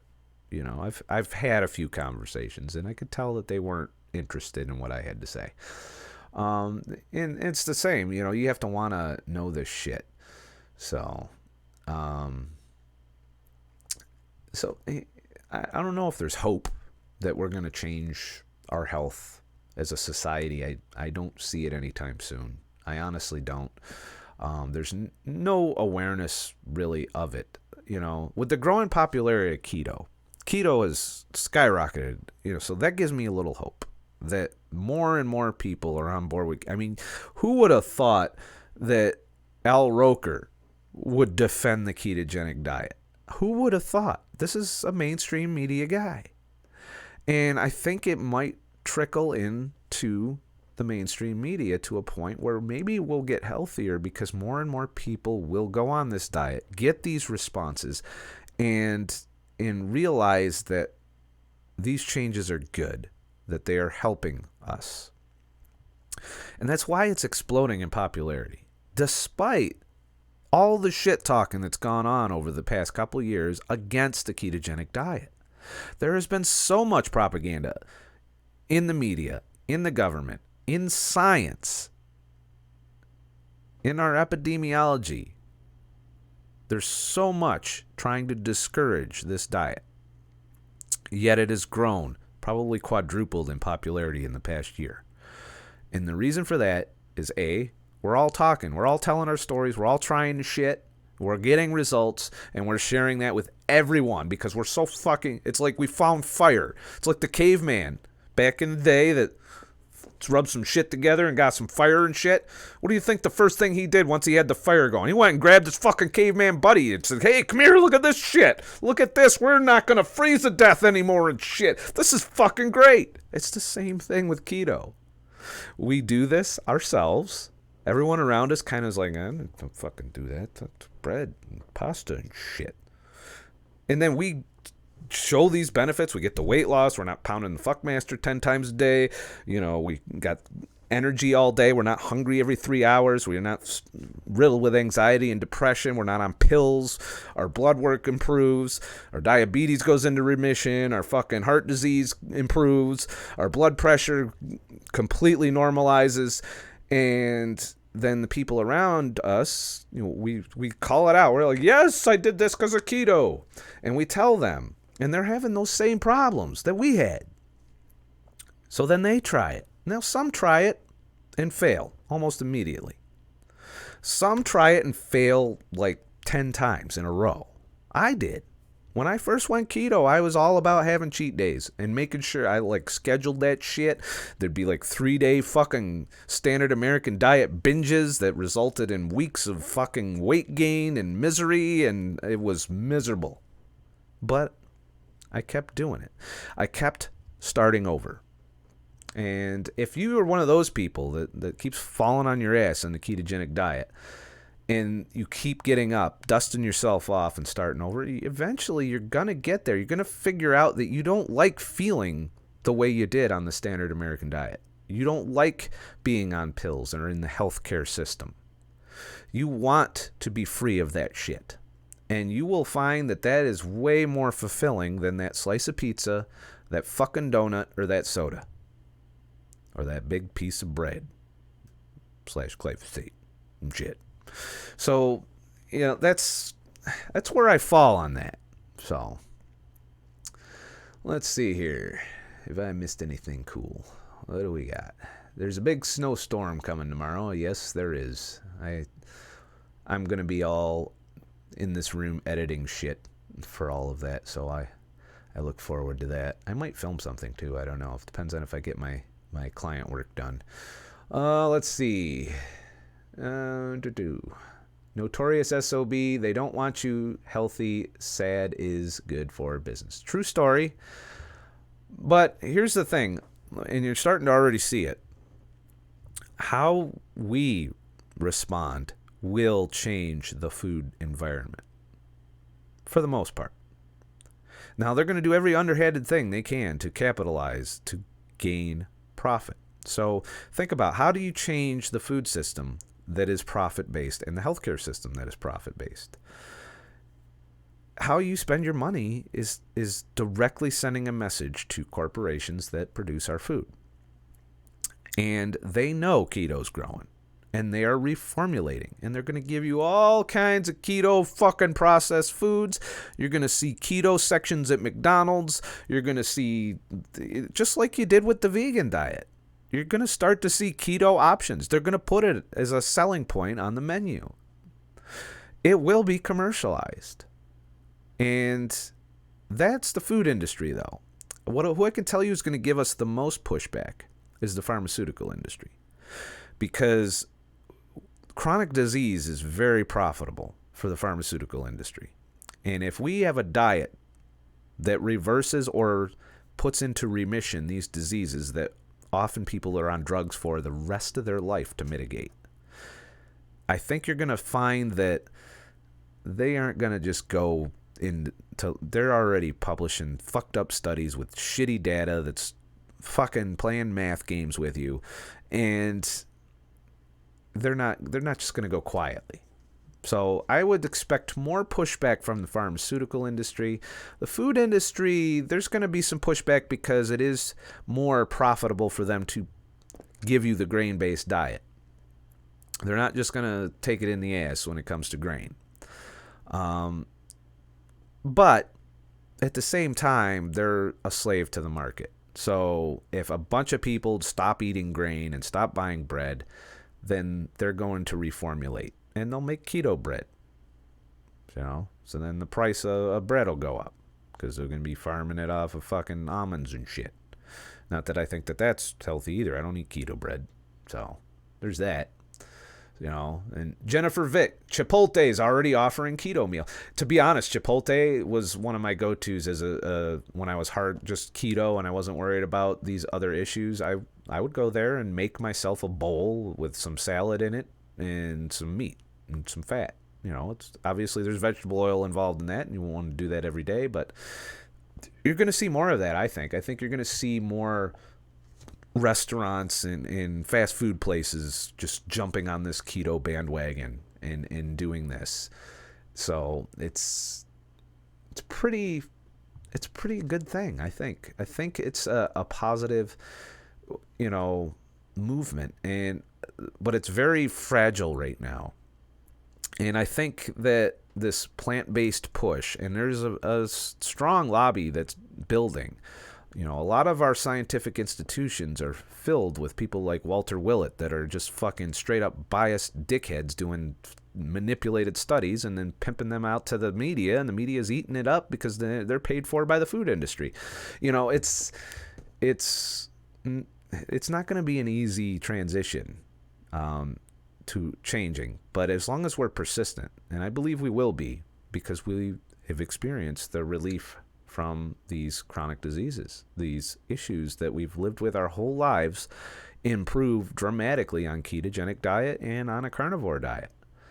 Some people are so fucked up that the carnivore diet's all they can do. You got people that Amber O'Hearn, for example, or anybody else that has been carnivore for a really long time, they reintroduce the foods and they get slipped back into these, issues they have, whether it's depression, whether it's autoimmune problems, whether it's digestive issues, it just comes back, which means they didn't really heal. They're in remission because they're not putting the stuff into their system that's getting into their blood that's causing the reaction.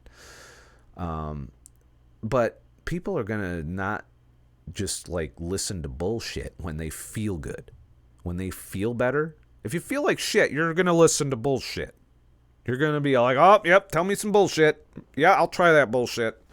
Even though it sounds like bullshit, but I'm not getting results doing this shit. That's not what's going on with keto. People are going keto. They're seeing the results.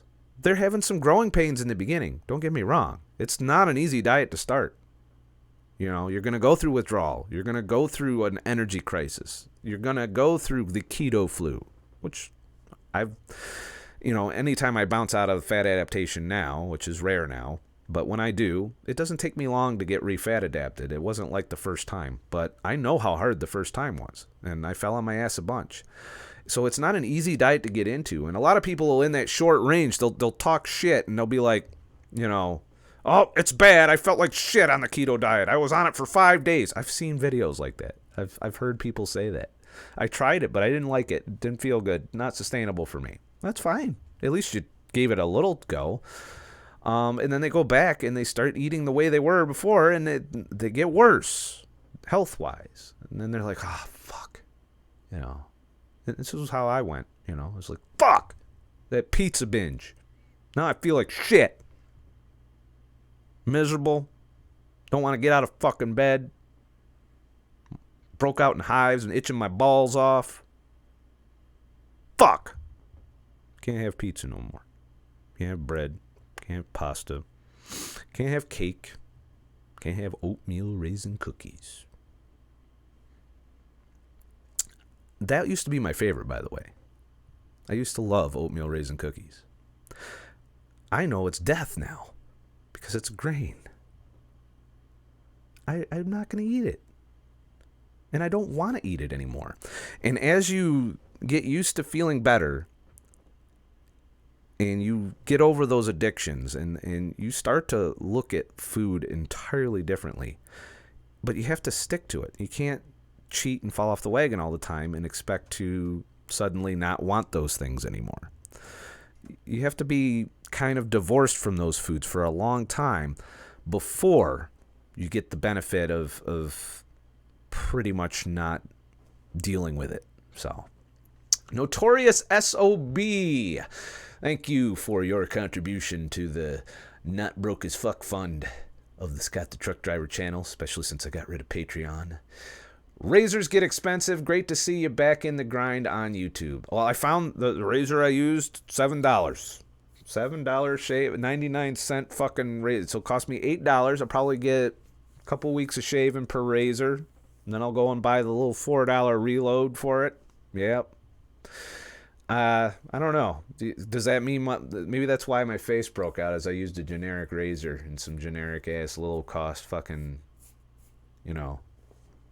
I'm starting to get used to rubbing this already. It's got stubble. The beard is already returning and shit. So. I just realized there's been some filtered messages. If I didn't get the chance to approve them, I'm sorry. I try to approve most shit unless it's just kind of the same shit over again or something. Alrighty, let's see. Oh, Stranded wrote that. Fucking Gillette, LOL, threw mine away. Yeah, that's the big controversy. That's a little political. I don't like to generally get political, but I've always been against corporations, and you saw this with my Patreon thing. If your job is to sell me a fucking razor, that's all I want from you. I don't want you to try and educate me, to try and tell me how to behave, to try and tell me right from wrong. The same thing with Patreon. If your job is to facilitate transactions between people who want to donate to the channel and, you know, me as a creator, that's your job. That's all your job. You're not to tell me how to behave and what to say and what I can't say and what I can't do or can do. No, these corporations are just overstepping their bounds. Apple's doing it. I won't buy Apple shit just because. It's not whether or not I agree with their politics either. It has nothing to do with that. You know, it has to do with companies who are for profit trying to control what the fuck my freedoms are. I am against that. I don't care what side the politics they're on. Whether I agree or disagree with their fucking politics, a company works for me. They work for me. You want my fucking money? You work for me. All right? That's it. I, as a business person, do not try to control my clients. Could you imagine as a photographer if I went to a wedding client and I didn't like them or their politics and I decided I'm not going to shoot your wedding, what kind of shitstorm that would be?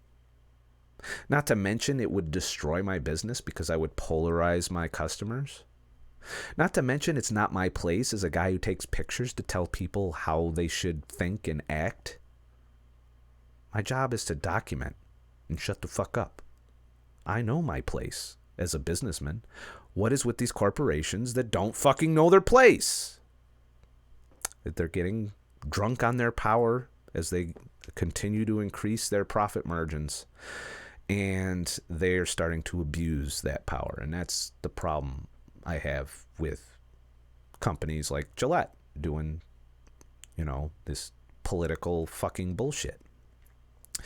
And I will always rail against any company that does that. I don't give a fuck how much I like their product. I did like what Patreon did for me, as far as making it easy for people to contribute to the channel, making it to where you just do it and it's not a big deal, where I can also giving me a platform to blog to. That was all fine and good. But the moment that I have to worry about them, A, banning somebody else that my patrons support and then them leaving the platform because of that, or B, completely demonetizing and kicking me off the platform if I say something that they don't agree with, which could happen. I do say fuck a lot. and get reprimanded quite often for it in the comments. But it's not their place. I don't even believe YouTube has that right. You know, they have guidelines for their advertisements, but they're not going to tell me how to live and act, or I just won't be on YouTube. You know, it's that simple. And they know this. That's the difference. YouTube knows that they can't alienate their creators. They were founded on freedom. And the more they erode that, the more they're going to open the market up for another platform to step in. And I don't think Google's going to do that. They like dominating their market. So that's where I come out on the Gillette thing. So I won't support that company ever because they're doing that. Same way I won't support Apple, same way I won't support any company that feels the need to step up on the soapbox and preach their beliefs to their customers. No, it's not your job. Sell me shit that you want to sell me. Make your shit. And if you're going to be political, don't be surprised when people don't buy your shit because they don't agree with the way you're doing it. They might even agree with your politics, but they won't buy your shit because they don't want you preaching to them. They want you to do what they come to your company for, and that's it. We don't need mentors from Gillette or Patreon. All right? We're doing fine. Believe it or not. That's my thought on that. So, Deborah writes, I go to the gym. She's responding to Living and Learning. I think they abused her power years ago. Let's see. I go to the gym and train fasted. I personally love it. I'm able to channel all my negative energy and stresses into a good workout and feel fantastic afterwards. And, you know, that's a good reason to exercise. It's, you know, as long as you know what the limitations are. Like, there's people, see, I always try to raise awareness that people are going to exercise to lose weight. If you're doing it for fitness, if you're doing it because it feels good and you enjoy it, that's perfectly fine and you should. But there's people that don't like it, don't enjoy it, are miserable, and they're in there sometimes at their detriment. They're risking health problems as a result. And they spend so much time doing it. And all because they want to lose weight. And that's why I had such a problem with the Jillian Michaels thing is that is the exact dogma that's behind that. And, you know, you just watch an episode of The Biggest Loser and just see how much they tortured them motherfuckers on there. I mean, and that's why I have such a huge problem with her and her attitude towards keto, which is genuinely helping people that are in the same situation that they were in when they went on the Biggest Loser and got exploited. And, you know, that's my problem with Eat Less, Move More. Move. You should move. You should be fit. You should do enough exercise to fit your life requirements. Like, if you have a physical job, then you should do exercise when you're not at your job to keep up to speed, or you're going to injure yourself. If you're a marathon runner, you know, if you enjoy exercise, if that's your hobby, that's perfectly fine. I don't have issues with that. It's just when people that feel like they're forced to go to the gym and that's the only way they can lose weight. I just don't want everybody to assume that. That's all on that and shit. So, Living and Learning, responding to Deborah, wrote, I will keep that in mind. Only a month into keto, so still working out where I want to go with it. Thanks. Well, a month, you get a few more weeks, and you should start to, if you didn't cheat, experience the withdrawal from, you know, you should be getting over your cravings and your, you know, issues that you crop up. You know, I'm curious if you are experiencing that, or if there's any questions. By all means, put that in the you know, comments. And it looks like Jody just did that. I feel so lazy these days. Can sit on the couch for hours. Hope to feel more energetic as days get longer. I assume that you're let's see.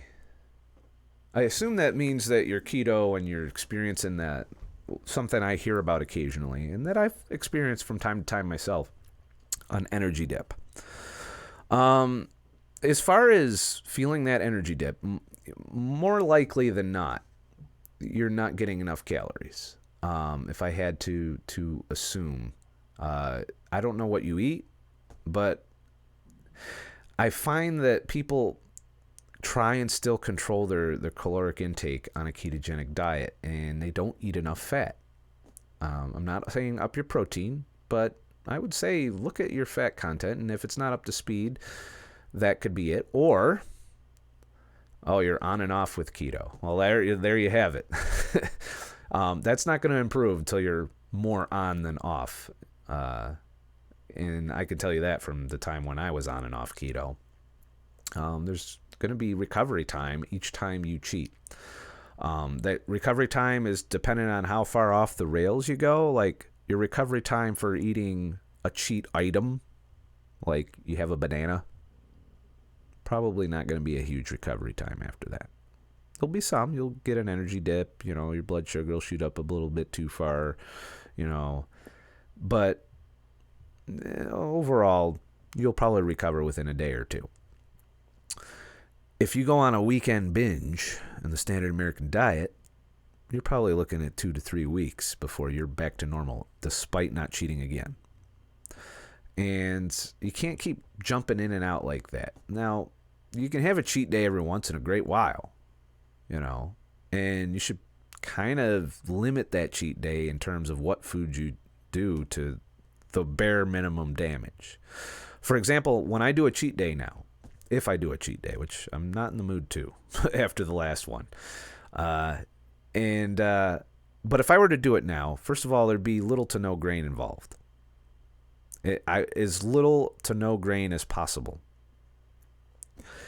And there'd probably be some kind of fruit, some nice glyphosate sacks, that are sweet. Raisins I like. I could do raisins. Something like that. That's cheat. I'd put that in probably something I already eat, like yogurt.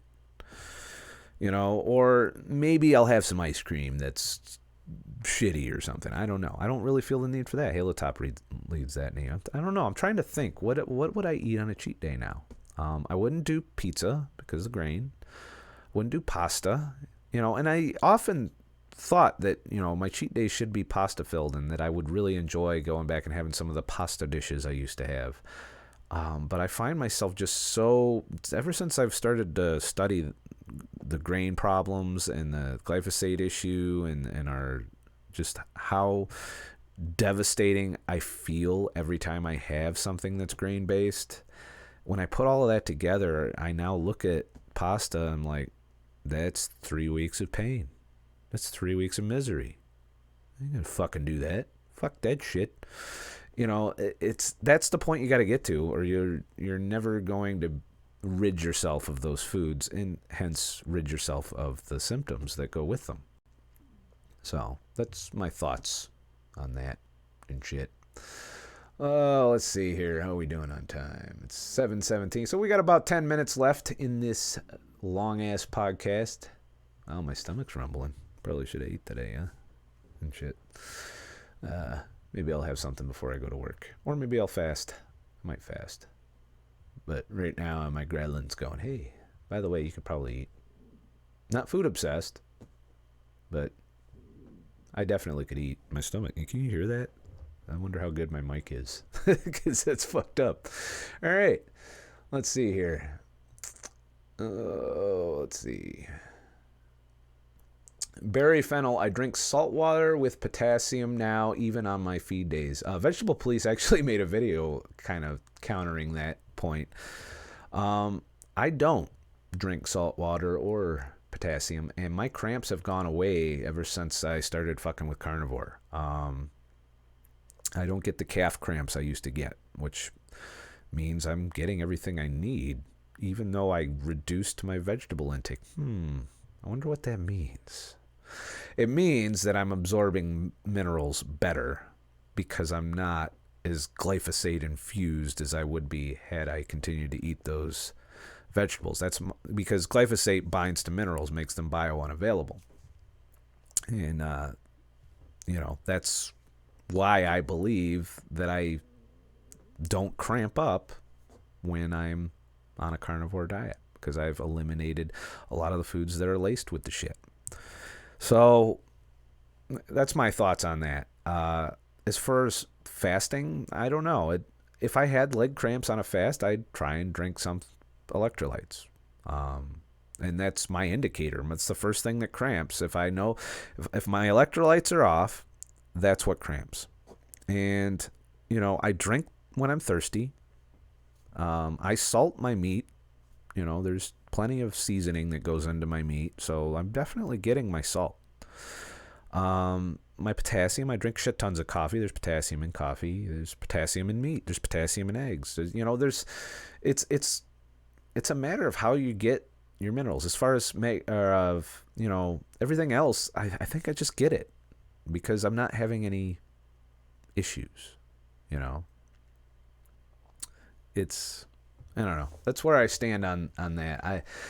To each their own. If it's working for you, if you, like, for example, if you don't drink your electrolytes and you experience some negative outcome for that, then by all means, you should do that. So, let's see. David Wilson. Yeah, I was quite sugar addict to the max. And then Living and Learning wrote, I do have fat to lose, but I think I'll figure it out for a while. David Wilson, yeah, you will dial it in for sure. So, yeah, sugar is another thing I'm curious about. I do know that there are carnivores who don't give a shit if they have some sugar in their life. But then again, they still don't get a lot. I do believe we have a threshold, but here's the thing. If you drink alcohol, which I do, and you eliminate sugar, you're really not going to change health-wise. And the reason for that is fructose is the same damage to the liver as alcohol. Exactly the same. Metabolized almost identically. The only difference is alcohol crosses the blood-brain barrier and causes you to become intoxicated, which is good because that self-regulates as opposed to sugar, which you can just take endlessly and never stop. So if you're eliminating sugar to cure fatty liver disease, for example, you also might want to consider alcohol, getting rid of it, if you want to heal that. I live with a certain amount of damage. I drink in moderation nowadays, try to anyway, and I've been largely successful in that endeavor. 3 drink limit usually. Sometimes I step over to 4. Depends on how good the night is. And, I pay the price for that. That means my liver's going to have some problems. And it doesn't affect my depressions because I did it on the carnivore diet. And didn't have a response. So it's something to think about, that because I see a lot of people who go keto and they just straight up are drinking like fish as far as, liquor and wine and all of that. And it just wants you to know, if you're doing that, you're not going to get all the way there, health-wise. It's the way, it's just the way it is. You're not going to heal fatty liver while you're still taking in alcohol, even if you eliminate sugar. You're not giving your liver time to heal. You're assaulting it every time you do that. Just like you assaulted it every time you had fructose, you're also assaulting it every time you have sugar. And you combine the two, that's double down. So you'll be healthier than you were. But if your goal is your best possible health outcome and alcohol's in your diet, anything beyond 1 drink every once in a great while, because you can have a little bit of sugar too. That's the other thing. You have a certain amount of fructose that your liver is equipped to handle. It's when you go over that things start to get fucked up. And I believe it takes probably just 1 drink to make that happen, or, anything more than 10 or 15 grams of sugar will really start to have a negative effect on your liver. So that's my thoughts on sugar. Alcohol essentially does the same thing. So I see people that go nuts trying to control their sugar. Like, if it has any sugar at all in it, it's bad. And then they'll go and drink alcohol. And it's kind of cancels out at that point, in my opinion. So, Stranded 360, alcohol increases depression for me. And some people, that's a true statement. I think part of it, I don't know. It's one of those things that you can experiment with, though. If you don't drink alcohol, do you still get depressed? You can eliminate it as a thing. And like I said, during my carnivore times, I still would consume alcohol, which I realize doesn't make me strictly carnivore. But when I did that, I did not get my depression symptoms. They didn't return. And just like I said, it wasn't until I reintroduced the fucking the pizza sauce that this low carb fits in the diet perfectly, that I experienced a down cycle. A mild one, not a major one like I had after St. Lucia, where I went off the rails of the diet for 4 days, for those of you who haven't followed that story. And I know I didn't put the second video out. I just kind of lost interest in editing it after all this client work came in. But you didn't miss much as far as, maybe I'll put it out in the future. I don't know. But anyways, my point is, experiment. You can isolate these foods and figure out, or alcohol, and figure out what exactly it's doing for you. I just know for me, I still have fatty liver. I still have the pooch here, and it still puffs up quite a bit. Whenever I get bloated or whenever I have something that's inflammatory, it just puffs right the fuck up. I still, in the liver region, it looks big to me. I think I haven't healed my fatty liver because I still have alcohol in my life. And I know that if I want to get rid of the fatty liver, I can't drink at all for a long time. And I probably have to do some fasting and some other shit to go with that. So that's my thoughts on that, as far as sugar and shit. Maria's like, I'm not giving up my tequila, and nor am I saying you should. You have to weigh it's a cost-benefit analysis. What does drinking alcohol prevent you? What symptoms does it cause you?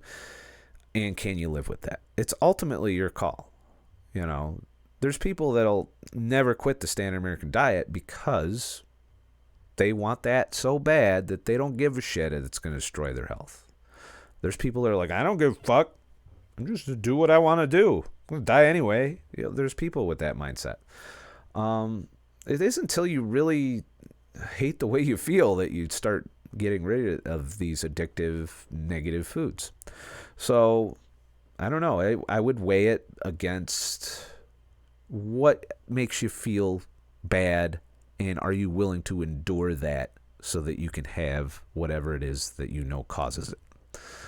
And that's kind of how I live my life now. And that's why I do these carnivore experiences, why I'm calling myself a ketovore at this point, is because I'm mostly animal-based. There are some keto foods I am reintroducing. I'm trying to figure out which foods do what and narrow it down so that I can have foods I like, because it gets old just eating meat all the time. I'll say that, I love meat. I could eat steak every day and be fine. But there's not a lot of variety in terms of meat. You can cook it different ways. You can go raw, eggs I eat, I eat, and pretty much anything that came from the animal kingdom I eat. And yeah, you could argue I could experiment more with organ meats, but it's not on my list of shit to do yet. Doesn't mean I'm not gonna. But there's things that there are little gaps that make me feel good, that as far as I'm happy in the moment when I'm eating. And I'm balancing that, like for the Halo Top, for example. I know that's going to cause me a small, tolerable issue of energy crisis. It does not affect depression. Because like I said, the depression didn't return till almost immediately after I had that fucking tomato sauce. And then it lasted 2 days and went away. And then I had some Halo Top after that and no depression. Energy crash a little bit. Wanted to sleep after that. That's why I tend to time it. But that's kind of, what you do. You gauge, is it worth it? Is the cheat day worth it? When you have a cheat day and you feel like shit, the cheat day caused it. You could probably hone it in to make the cheat day have less of an effect. And that's what I do now. Like if I have a cheat day, it's usually just a cheat meal or a cheat item in the meal. Like it'll be, the rest of it will be carnivore, and I'll have one thing that's not, or one thing that's not keto. And that'll be a cheat. And that'll probably be the only cheat I have for like months. And that's where I'm at with as far as falling off the wagon on diet. Now, when you're starting out, that's not easy to do. And I'm well aware of that. I've had multiple friends come onto this diet and fail. And get back up and try again and fail. And it's just a matter of getting to a point where that doesn't happen as often. To where you don't fail as often. Because you start to enjoy the benefits so much more. So, well, let's see what's going on here. Tony, hey, where is Scott? Who's this guy? I do look a lot different without the beard. I will admit that. Who knew all this was hidden under here and shit. So, I do have some loose skin, though. It's kind of fun. A little bit. It's a reminder of where I came from. That's how I look at it. And shit. Let's see here. We got time for a few more questions, and then I'm going to wrap this shit up. Cynthia Porter, you're not as sexy. Well, thank you. Thank you very much. Wasn't a goal. And I addressed that in the other video, which I'm going to publish tomorrow. But, yeah, we'll get into that. I'm trying to avoid the beard topic, because I did film a fucking video that I couldn't get cranked out quite fast enough to keep up with my podcast schedule, which, by the way, this is a podcast. It's designed to be listened to. And while it does take on a little bit of a different form than, I feel like my recorded podcasts are more polished than we are here today. But basically, that's my podcasts. I get on and I talk about these things, and I go off on tangents just like I've been doing, and that's my podcast. So if you ever feeling like I'm not putting out enough content to keep you happy, head to ScottTheTruckDriver.com and you can listen to the other podcasts. And as I was saying earlier, I plan on taking one of those podcasts away and replacing it with this live stream so that everybody can experience some podcast action, so to speak. And that's my job there. Let's see here. Let's see. Tony, I gave up Bud Ice at my Rumpelmans 3 years now and don't miss it. And that's what I found with the pasta and the sugary shit. I don't miss it. I thought I would, and there's keto desserts that I consider cheat meals now. Like if I have a keto pumpkin pie, I consider that a cheat meal, especially since I know I'm probably going to react to the amount of fiber in that.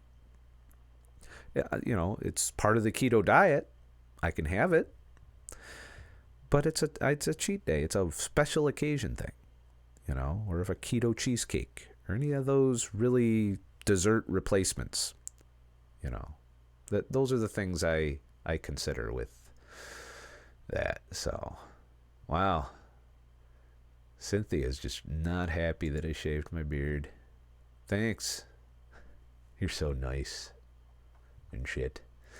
All right. Carnivore cheat track meat. What's in it? Take out the flavors. Okay. Vince, what's your take on gout flares while starting carnivore? I don't know. I haven't experienced a gout flare ever that I'm aware of. If you're having that, how long do you have it? Does it happen all the time? Like, how long have you been carnivore? And does it happen continuously while on carnivore? And then what are you eating while that happens? Or maybe you have an underlying health problem. I don't know. I'm not a doctor and shit. I would evaluate that. And maybe carnivore is causing it. Maybe the kind of meat you're eating. Maybe you're eating processed meat. Maybe, you're overdoing it on salt or something. I don't know. I can't answer that question because I haven't experienced that symptom. But if I were going to troubleshoot something like that, I would just jump back and forth. You know, does it happen during keto? Does it happen during the standard American diet? Does it happen if you're a vegan? You know, these are all questions you can answer to solve that issue. What are you eating that's causing the gout?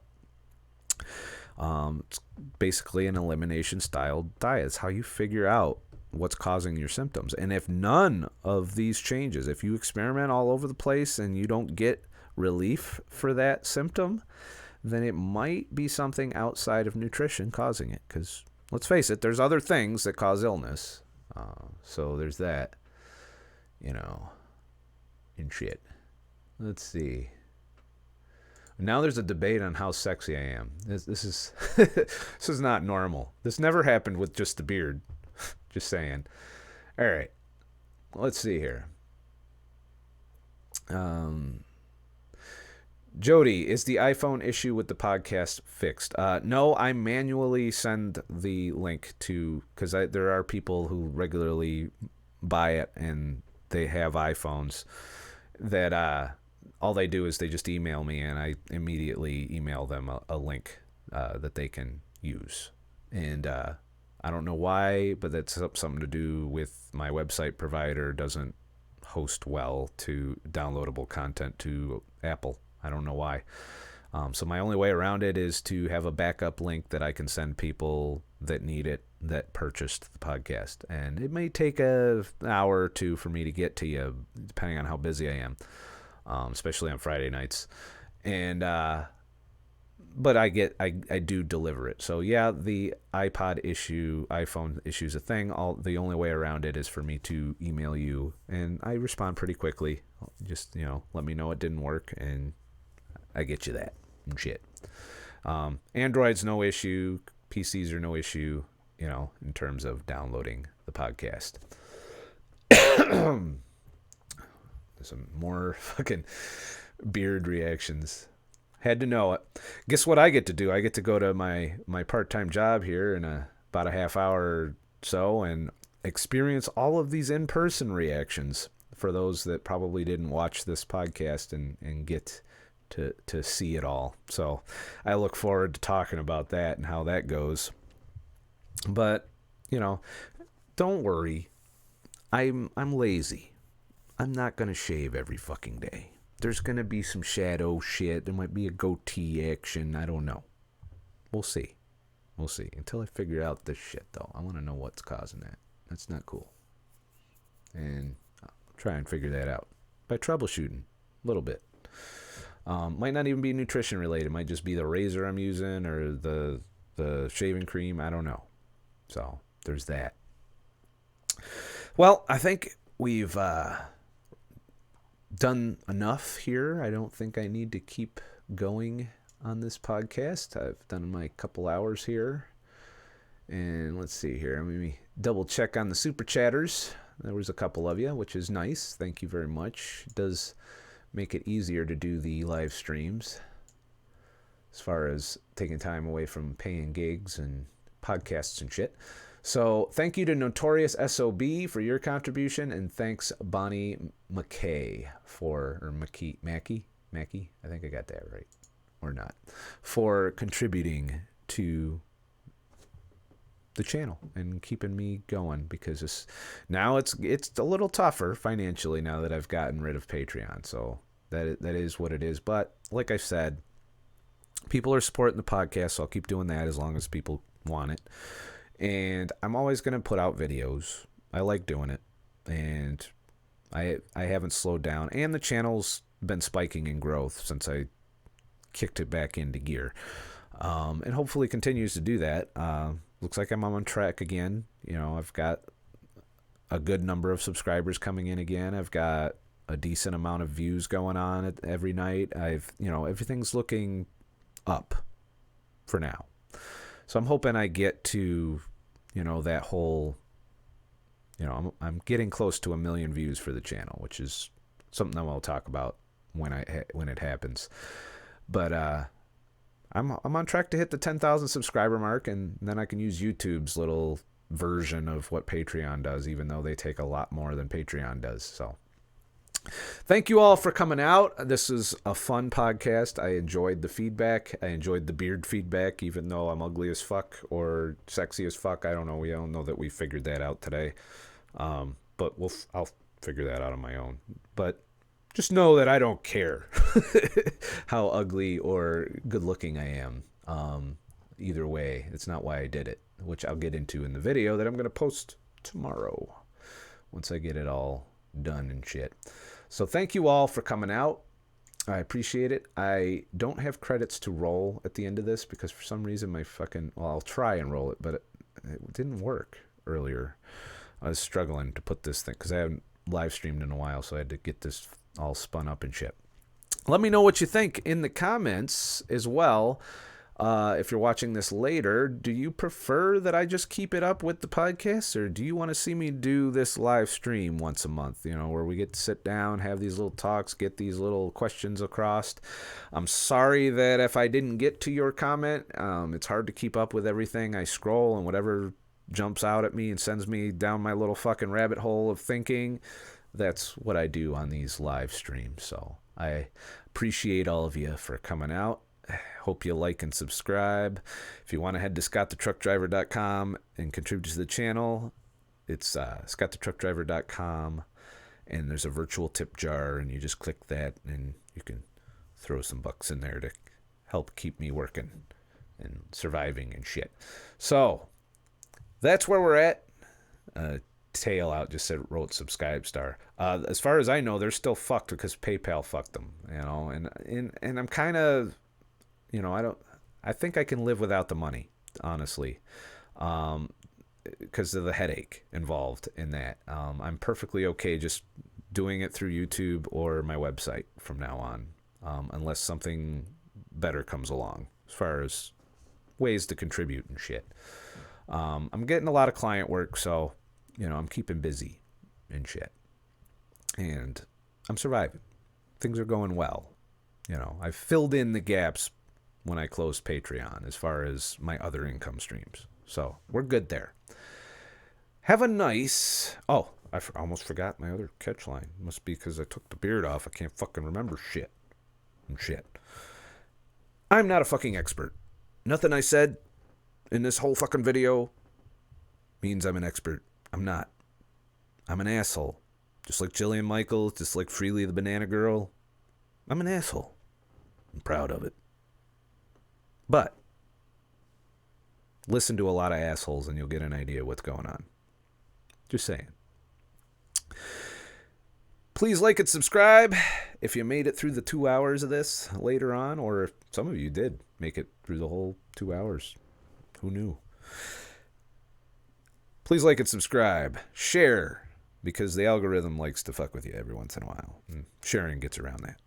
And have a nice motherfucking weekend. If you're in the Northeast, we're getting snowed in and shit. So, hope you went and bought all your bread and milk. Have a nice motherfucking day. I'm going to try and roll the credits. See how it goes. It's not going well. Why isn't it working? This is bullshit. Still not working. Oh well. I tried. There'll be credits at the end of the video I post tomorrow. Good night.